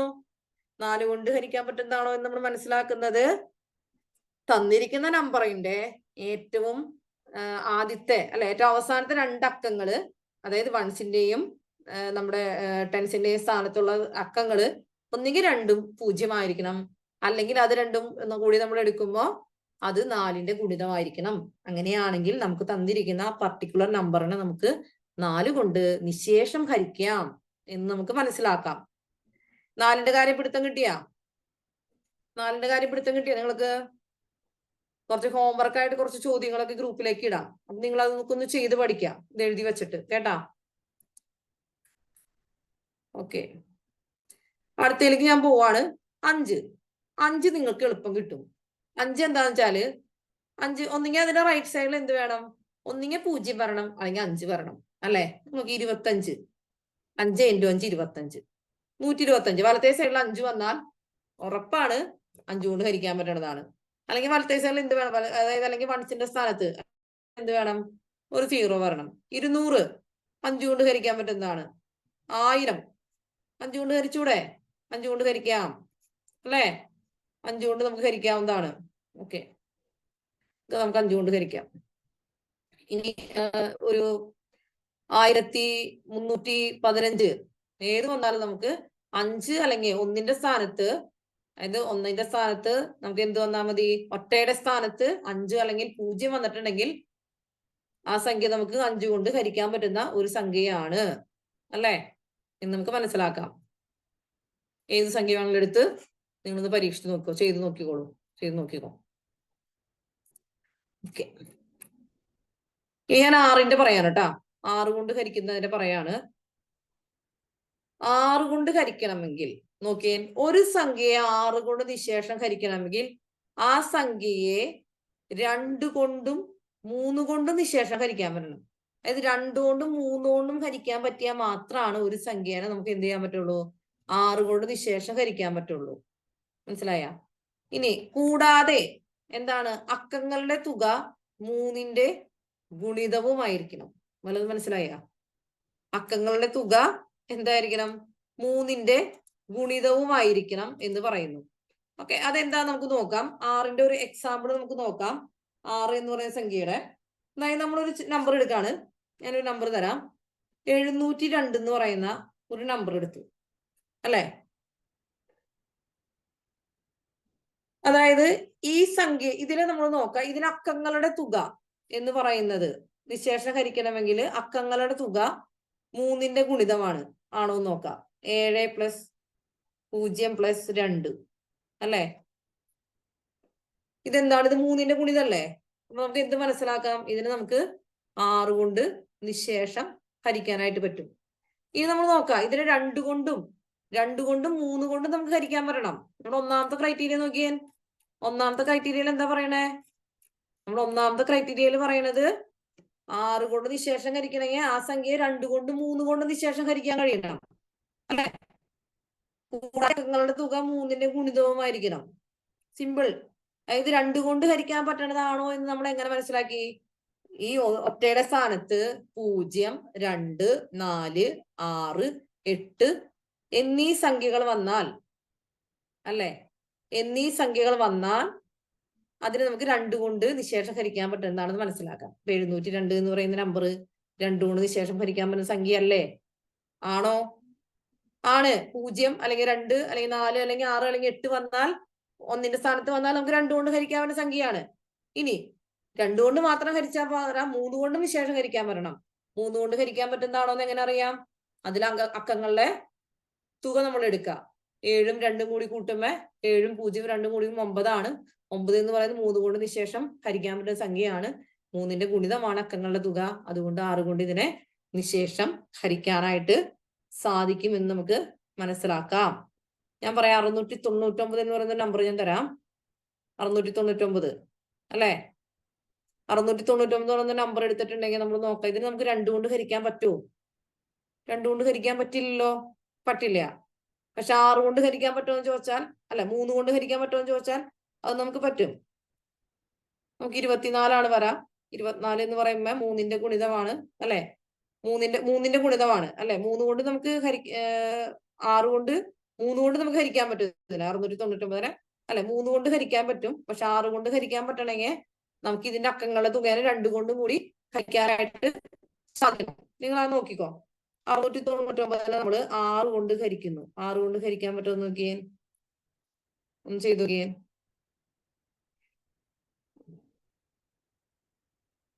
പറ്റില്ലല്ലോ. 6 36 അല്ലെ. ഇഷ്ടം 3 വരും അല്ലെ. അപ്പൊ 699 നമ്പർ നമ്മൾ തന്നു. അതിന് നമുക്ക് 2 കൊണ്ട് ഹരിക്കാൻ പറ്റില്ല. 3 കൊണ്ട് മാത്രമാണ് പൂർണ്ണമായിട്ട് ഹരിക്കാൻ പറ്റുള്ളൂ. 2 കൊണ്ടും 3 കൊണ്ടും കൂടി ഹരിക്കാൻ പറ്റിയ ഒരു നമ്പർ മാത്രമാണ് നമുക്ക് 6 കൊണ്ട് നിശേഷം ഹരിക്കാൻ പറ്റുള്ളൂ. അപ്പൊ 699 എന്ന് പറയുന്നത് 6 കൊണ്ട് നമുക്ക് ഹരിക്കാൻ പറ്റില്ല. പക്ഷെ 702 നമുക്ക് 6 കൊണ്ട് ഹരിക്കാൻ പറ്റും. കാരണം അതിന്റെ അക്കങ്ങളുടെ തുകേനെ നമുക്ക് 2 കൊണ്ട് നിശേഷം 2 കൊണ്ട് നമുക്ക് നിശേഷം ഹരിക്കാൻ പറ്റും. 3 കൊണ്ട് നമുക്ക് നിശേഷം ഹരിക്കാൻ പറ്റുന്ന സംഖ്യകളാണ്. മനസ്സിലായ? ക്ലാരിറ്റി കുറവുണ്ടാ? ഓക്കെ, മനസ്സിലായോ? ഒന്നും കൂടി പറയണം. 6 കൊണ്ട് ഒരു പ്രാവശ്യം കൂടി ഞാൻ പറയാം, ശ്രദ്ധിച്ചോ. അതായത് നമ്മളൊരു സംഖ്യേനെ 6 കൊണ്ട് നിശേഷം ഹരിക്കണം എന്നുണ്ടെങ്കിൽ ആ സംഖ്യേനെ 2 കൊണ്ട് 3 കൊണ്ട് നിശേഷം ഹരിക്കാൻ പറ്റണം. നമ്മൾ 702 എന്ന് പറയുന്ന നമ്പർ എടുത്തു. 702 എന്ന് പറയുന്ന നമ്പറിനെ 2 കൊണ്ട് ഹരിക്കാൻ പറ്റുമോ എന്ന് നമ്മൾ എങ്ങനെ മനസ്സിലാക്കി?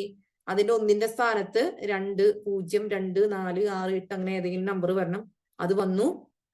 നമുക്ക് മനസ്സിലായി 2 കൊണ്ട് ഹരിക്കാൻ പറ്റും. ഇനി നമ്മൾ 3 കൊണ്ടും കൂടി ഹരിക്കാൻ പറ്റുമോ എന്ന് നോക്കി.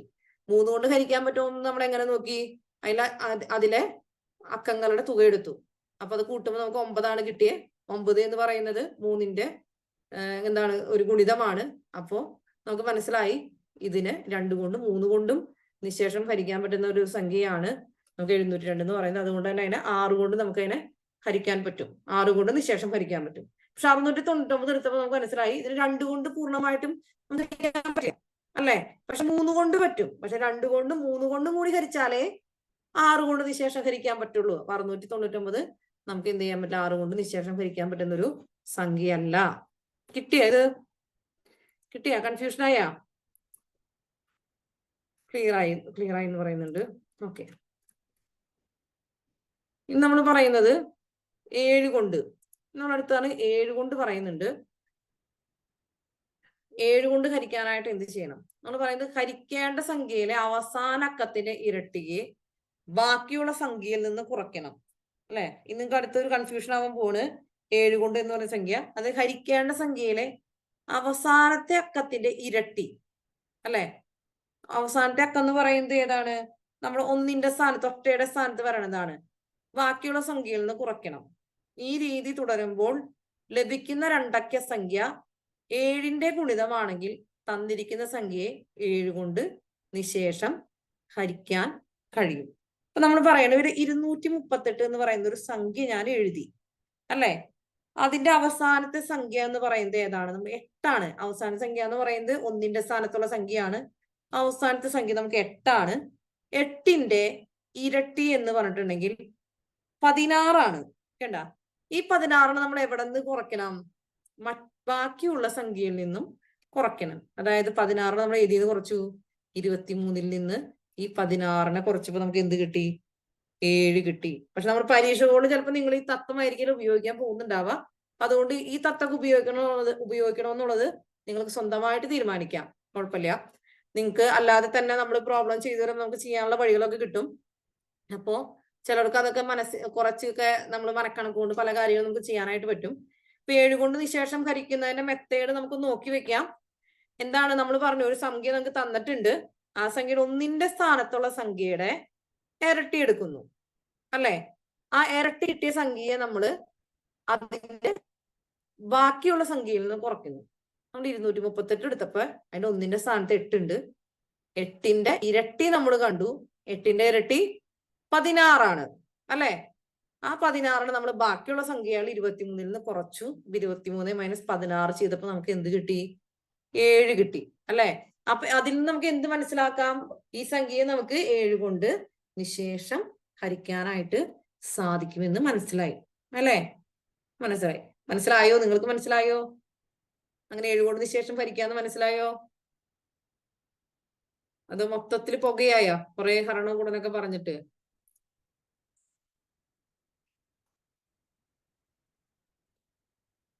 എട്ടിന്റെ ഹരണം ഞാനിപ്പോ പറയുന്നില്ല. 8ന്റെ ഹരണം അവിടെ നിൽക്കട്ടെ. നമുക്ക് നിങ്ങൾക്ക് 1-2 പ്രോബ്ലം നിങ്ങൾക്ക് ചെയ്യിപ്പിക്കാം. എന്നിട്ട് നമുക്ക് പിന്നെ പോയാൽ മതി. മറ്റൊരു പോയിന്റ് ഞാൻ പറയാം. കുറച്ച് ഹയർ നമ്പർ ഉണ്ടെങ്കിൽ നമുക്ക് അവിടെ നിൽക്കട്ടെ, കുറച്ചുകൂടി നിൽക്കട്ടെ. നോക്കാം. മുഖവിലയും സ്ഥാനവിലയും. മനസ്സിലായോ? മുഖവിലയും സ്ഥാനവിലയും എന്നൊരു കാര്യം നമുക്ക് പറയാം.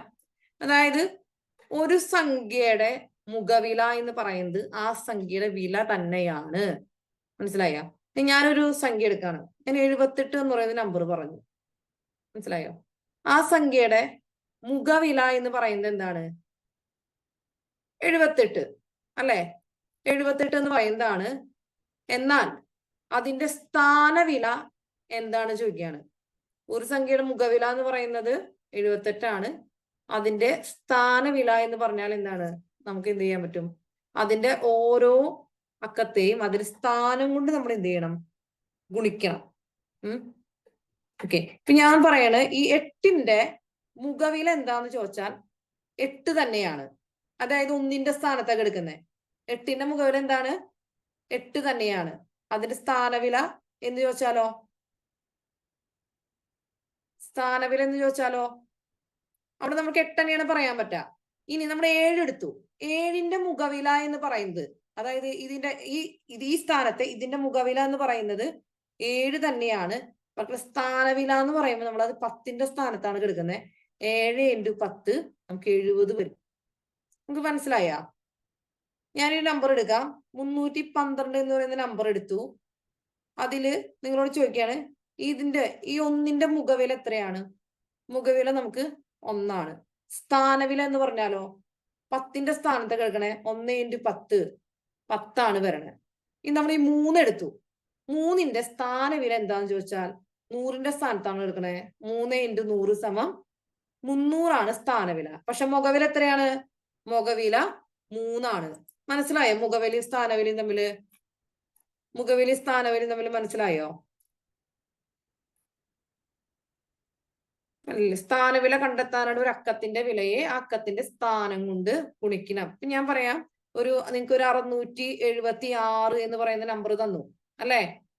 ഇതിന് ഞാൻ പറയണ് ആറിന്റെ സ്ഥാനത്തെ വില, ആറിന്റെ സ്ഥാനവില പറഞ്ഞേ. അതായത് ആറിന്റെ എന്ന് പറയുമ്പോ 2 അല്ലേ, 2 ഒരു കാര്യം. 3676 അതിൽ 3ന്റെ സ്ഥാനവില എന്ന് പറഞ്ഞേ. 3ന്റെ സ്ഥാനവില എത്രയാന്ന് പറഞ്ഞേ. 3ന്റെ സ്ഥാനവില എത്രയാണെന്ന് കമന്റ് ചെയ്തേ. 3ന്റെ സ്ഥാനവില 3ന്റെ സ്ഥാനവില എത്രയാണ്? 3 ഇൻറ്റു എത്ര വരാ? 3 ഇൻറ്റു 1000 അല്ലെ. നോക്കിയാൽ 1, 10, 100, 1000. 3 എന്ന് പറയുന്നത് 1000ത്തിന്റെ സ്ഥാനത്ത് എടുക്കുന്നത്. 3 ഇൻറ്റു 1000 സമം 3000 ആണ് സ്ഥാനവില എന്ന് പറയുന്നത്. ഞാൻ പറയണേ 3ന്റെ മുഖവില എത്രയാണ്? അപ്പോ 3ന്റെ മുഖവില എത്രയാണ്?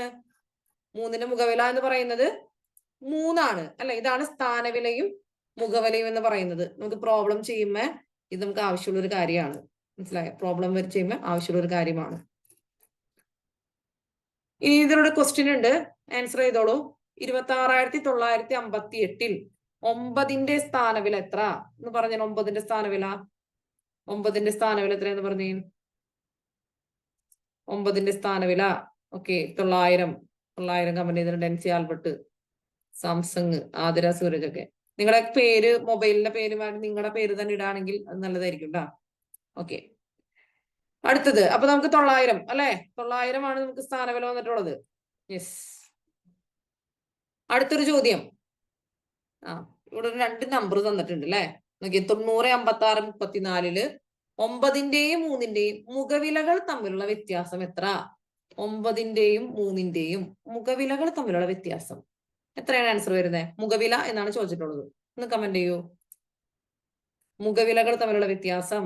ഓക്കെ, ആതിര ജോസ്, മേഘ ഡേവിസ്, ഷബ്ന, സിനീഡിൻഡോ എത്രയാണ്? 6 എന്ന് നമുക്ക് ആൻസർ തന്നിട്ടുണ്ട് അല്ലെ. 9ന്റെയും 3ന്റെയും 9 - 3 ചെയ്താൽ പോരെ. ഇനി ഇതിന്റെ സ്ഥാനവില തമ്മിലുള്ള വ്യത്യാസം പറയണെങ്കിലോ, ഇത് 9 ലാഖാണ് അല്ലെ. 9 ലക്ഷത്തിൽ നിന്ന് നമ്മൾ കുറയ്ക്കേണ്ടി വരും അല്ലെ. 600 കുറയ്ക്കേണ്ടി വരും. ഒക്കെ വലിയ നമ്പർ ആണ്, അത് ചെയ്ത് നോക്കണ്ട. ഓക്കെ, ഇനി നമുക്ക് ചില പ്രോബ്ലം. താഴെ തന്നിരിക്കുന്നതിൽ അഭാജ്യ സംഖ്യ ഏത്? ഇതൊന്ന് കണ്ടുപിടിച്ചേ. ക്ലാസ് നമുക്ക് നിർത്താം. 5 ഓക്കെ 9:45 നമുക്ക് നിർത്താം. അഭാജ്യ സംഖ്യ, അഭാജ്യ സംഖ്യ ഓർമ്മയുണ്ടോ നിങ്ങൾക്ക്? അഭാജ്യ സംഖ്യ 97 അല്ലെ. നമ്മുടെ ഏറ്റവും വലിയ അഭാജ്യ സംഖ്യ 97 അല്ലെ. 97. ഇനി നിങ്ങൾക്ക് ഈ അഭാജ്യ സംഖ്യ നിങ്ങൾക്ക് കാണാണ്ടോന്ന് അറിയില്ല. നിങ്ങൾ എങ്ങനെ കണ്ടുപിടിക്കുക അഭാജ്യ സംഖ്യ ആണോ എന്ന്? നിങ്ങൾ എന്ത് ചെയ്യാ? നിങ്ങൾക്ക് അറിയാം ഓരോ നമ്പറും എങ്ങനെയാണ് അല്ലെ, ഏതുകൊണ്ട് ഹരിക്കാൻ പറ്റും നിങ്ങൾക്ക് അറിയാം അല്ലെ. ഇപ്പൊ 93 ആണ് നിങ്ങൾക്ക് അറിയാം. 9 3 12 അല്ലെ. അപ്പൊ ഇതിനെ 3 കൊണ്ട് ഹരിക്കാൻ പറ്റും എന്നൊക്കെ നിങ്ങൾക്ക് അറിയാം. അപ്പൊ 1ഉം 3ഉം ഒക്കെ 93 ഒക്കെ ഫാക്ടേഴ്സ് ആണ് എന്നൊക്കെ നമുക്ക് അറിയാം അല്ലെ. ഓക്കെ, അപ്പൊ അഭാജ്യ സംഖ്യ 97. ഇനി ഒട്ടയാറെ കണ്ടെത്തുക. ഇതിനൊരു ഒട്ടയാറെ കണ്ടെത്തിയേ. 6 ഒട്ടയാണ് ഇതിനകത്ത്. ഒട്ടയാറെ കണ്ടെത്തിക്കോ, ഒന്ന് പഠിച്ചത് വെച്ചിട്ട്. പ്രീവിയസ് ക്വസ്റ്റ്യൻ ആണ്. ഒട്ടയാറെ കണ്ടെത്തിക്കോ, ആൻസർ ചെയ്യൂ.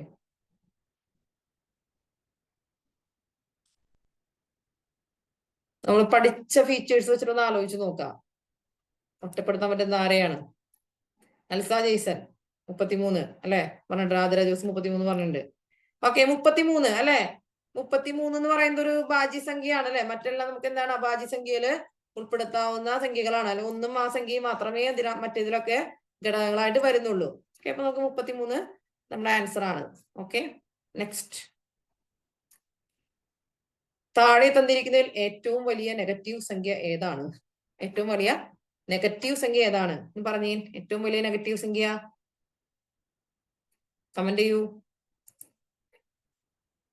മേഘ ഡേവിസ് -1 ശരിയാണ്. നമ്മൾ പറഞ്ഞല്ലോ പിന്നെ -2 -3 എന്ന് പോകുമ്പോ ഇങ്ങനെ സംഖ്യ ചെറുതായോണ്ടിരിക്കുക അല്ലെ. ഓക്കെ, NC ജിജോ എല്ലാവരും പറഞ്ഞിട്ട്. എന്താണ് താഴെ തന്നിലെ ഏറ്റവും വലിയ നെഗറ്റീവ് സംഖ്യ എന്ന് പറയുന്നത് -1 ആണ്. ഇതൊന്ന് ചെയ്യാമോ? ഉത്തരം നമ്മുടെ ബോർഡ് മാസ് ഒന്ന് ചെയ്യാമോ? ഒന്ന് ചെയ്ത് നോക്കിയ ബോർഡ് മാസ്.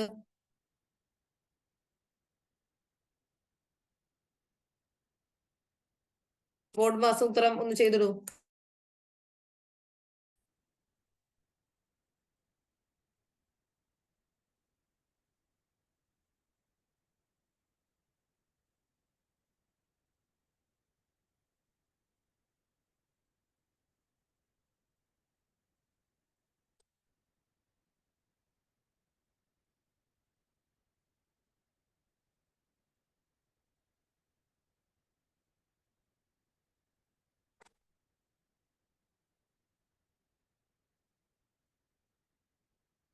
ആൻസർ വന്നുകൊണ്ടിരിക്കുന്നുണ്ട്.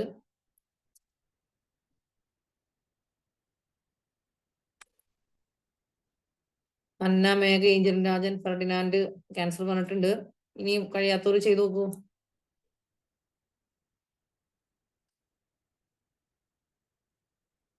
അവിടെ ഇല്ലേ ബാക്കിയുള്ളവര്?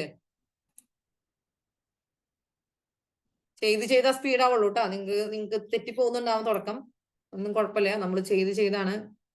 Practice makes a man perfect എന്നാണ് പറയാം. അപ്പൊ നമ്മൾ ചെയ്ത് തന്നെയാണ് മാത്സ് നമുക്ക് ഓക്കെ ആവുള്ളൂ. ഓക്കെ, ഒന്ന് നമുക്ക് ആൻസർ പറഞ്ഞിട്ടുണ്ട് അല്ലെ? ഒന്ന് ആൻസർ വന്നിട്ടുണ്ട്. ഒന്ന് കിട്ടാത്ത ആളുകൾ ഉണ്ടാ? നിങ്ങൾ ഒന്നൊന്ന് ചെയ്ത് നോക്കിയേ. എല്ലാവർക്കും ഒന്ന് ആൻസർ വന്നിട്ടുണ്ട്. അപ്പൊ നമ്മുടെ ബോർഡ് മാസ് റൂൾ അനുസരിച്ച് ആദ്യം ബ്രാക്കറ്റിന്റെ ഉള്ളിൽ ചെയ്യാട്ടാ. ഇതിനകത്ത് ഇപ്പോ നമുക്ക് പ്ലസ് മൈനസ് മാത്രമേ വരുന്നുള്ളൂ. നമ്മൾ ആദ്യം തന്നെ ബ്രാക്കറ്റിന്റെ ഉള്ളിലെ മൈനസുകൾ പ്ലസ് ആദ്യം ചെയ്യാ അല്ലെ, പിന്നെ മൈനസ് ചെയ്യാ, അങ്ങനെ കൂട്ടി പോരാ. ഒരു പ്ലസ് സൈൻ മാത്രമേ വരുന്നുള്ളൂ. ബ്രാക്കറ്റ് ആദ്യം തീർത്ത് വന്നിട്ട് ഫൈനൽ ഏറ്റവും പുറത്തുള്ളതായിട്ട് നമ്മൾ ക്ലിയർ ചെയ്യാന്നുള്ളതാണ് ചെയ്യുന്നത്. അപ്പൊ ആൻസർ എന്താണ്? ഒന്നാണ് വരണത്. കിട്ടാത്തവർ ചെയ്തു നോക്കാം, നിങ്ങൾക്ക് ആൻസർ കിട്ടിക്കോളും. ഓക്കെ, ഇനി എനിക്ക് ഉള്ള കുറച്ച് ചോദ്യം കൂടി ഒന്ന് പ്രാക്ടീസ് ചെയ്തിട്ട് പോവാം അല്ലെ. ഇതൊന്ന് പറഞ്ഞേ. 10, 35, 89 എന്ന സംഖ്യയിൽ 3ന്റെ സ്ഥാനവിലയും മുഖവിലയും തമ്മിലുള്ള വ്യത്യാസം എത്ര? സ്ഥാനവില, മുഖവില തമ്മിലുള്ള വ്യത്യാസം.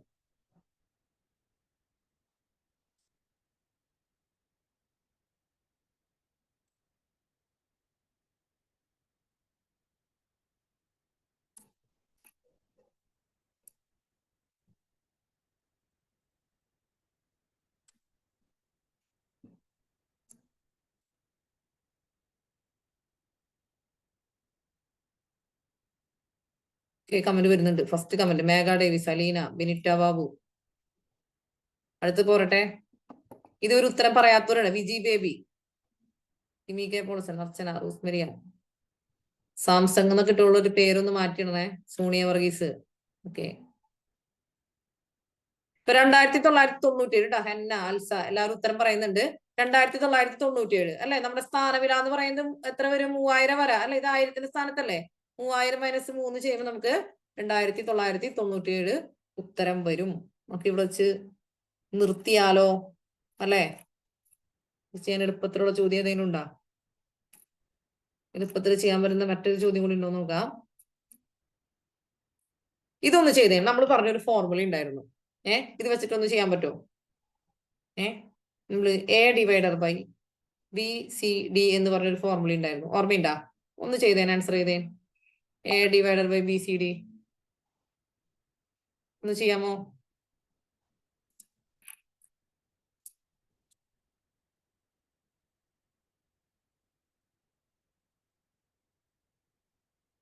ഞാനും കൂടി ചെയ്യാം.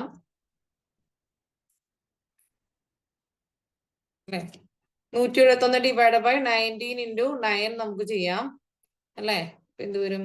89, 81, 19 വെട്ടിപ്പോകുമ്പോ നമുക്ക് ആൻസർ 1 കിട്ടും അല്ലെ. 171 9 തമ്മിൽ വെട്ടിപ്പോകും, 19 കിട്ടും. 19 നമ്മൾ കട്ട് ചെയ്യുമ്പോ നമുക്ക് ആൻസർ എന്ത് കിട്ടും? 1 ആൻസർ കിട്ടും അല്ലെ. അത് പഠിച്ചില്ലേ? 1 ആൻസർ ചെയ്തിട്ടുണ്ട്, പലരും ആൻസർ ചെയ്തിട്ടുണ്ട്. ഓക്കെ, ഇതും കൂടി ഒന്ന് ചെയ്യാമോ? നമുക്ക് ഒരു 9:50 ആകുമ്പോൾ നിർത്താം അല്ലെ. മാത്സ് ചെയ്തു തുടങ്ങിയപ്പോ നമുക്ക് നിർത്താൻ തോന്നുന്നില്ല അല്ലെ. ഇതും കൂടി ചെയ്യാം. നമ്മുടെ ലാസ്റ്റ് പ്രോബ്ലം ആയിട്ട് ഇതൊന്ന് ചെയ്തേ നിങ്ങള്. ഇതൊന്ന് നമ്മൾ നമുക്ക് വെറുതെ ഒന്ന് കട്ട് ഷോർട്ട് ചെയ്ത് പോകാന്നുള്ള സംഭവങ്ങളാണ്.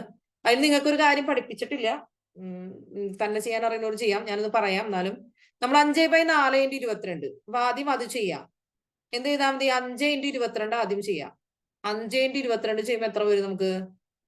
110 അല്ലെ. 5 × 22 110 ഡിവൈഡ് ബൈ 4 പ്ലസ് 7 × 22 വരുമ്പോ എത്ര വരും? 122 154 ഡിവൈഡ് ബൈ 4 വരും. നമ്മുടെ ഈ ഛേദങ്ങൾ തുല്യമാണെങ്കിൽ, അതായത് ഡിനോമിനേറ്റർ തുല്യമാണെങ്കിൽ ആ ഡിനോമിനേറ്റർ ഒന്നും ചെയ്യാനില്ല, 4 അങ്ങനെ തന്നെ എഴുതാം. ന്യൂമറേറ്റർ ഒരുമിച്ച് കൂട്ടി എഴുതാം. അപ്പൊ എത്ര വരും? 164. 164/4 ചെയ്യാം. ആൻസർ കുട്ടികൾ തെറ്റിയിട്ടുണ്ടോ? ചെയ്തപ്പോ തെറ്റിയോ? 66 ആൻസർ വരും അല്ലെ. ഞാൻ കൂട്ടി തെറ്റിയാ? 10/4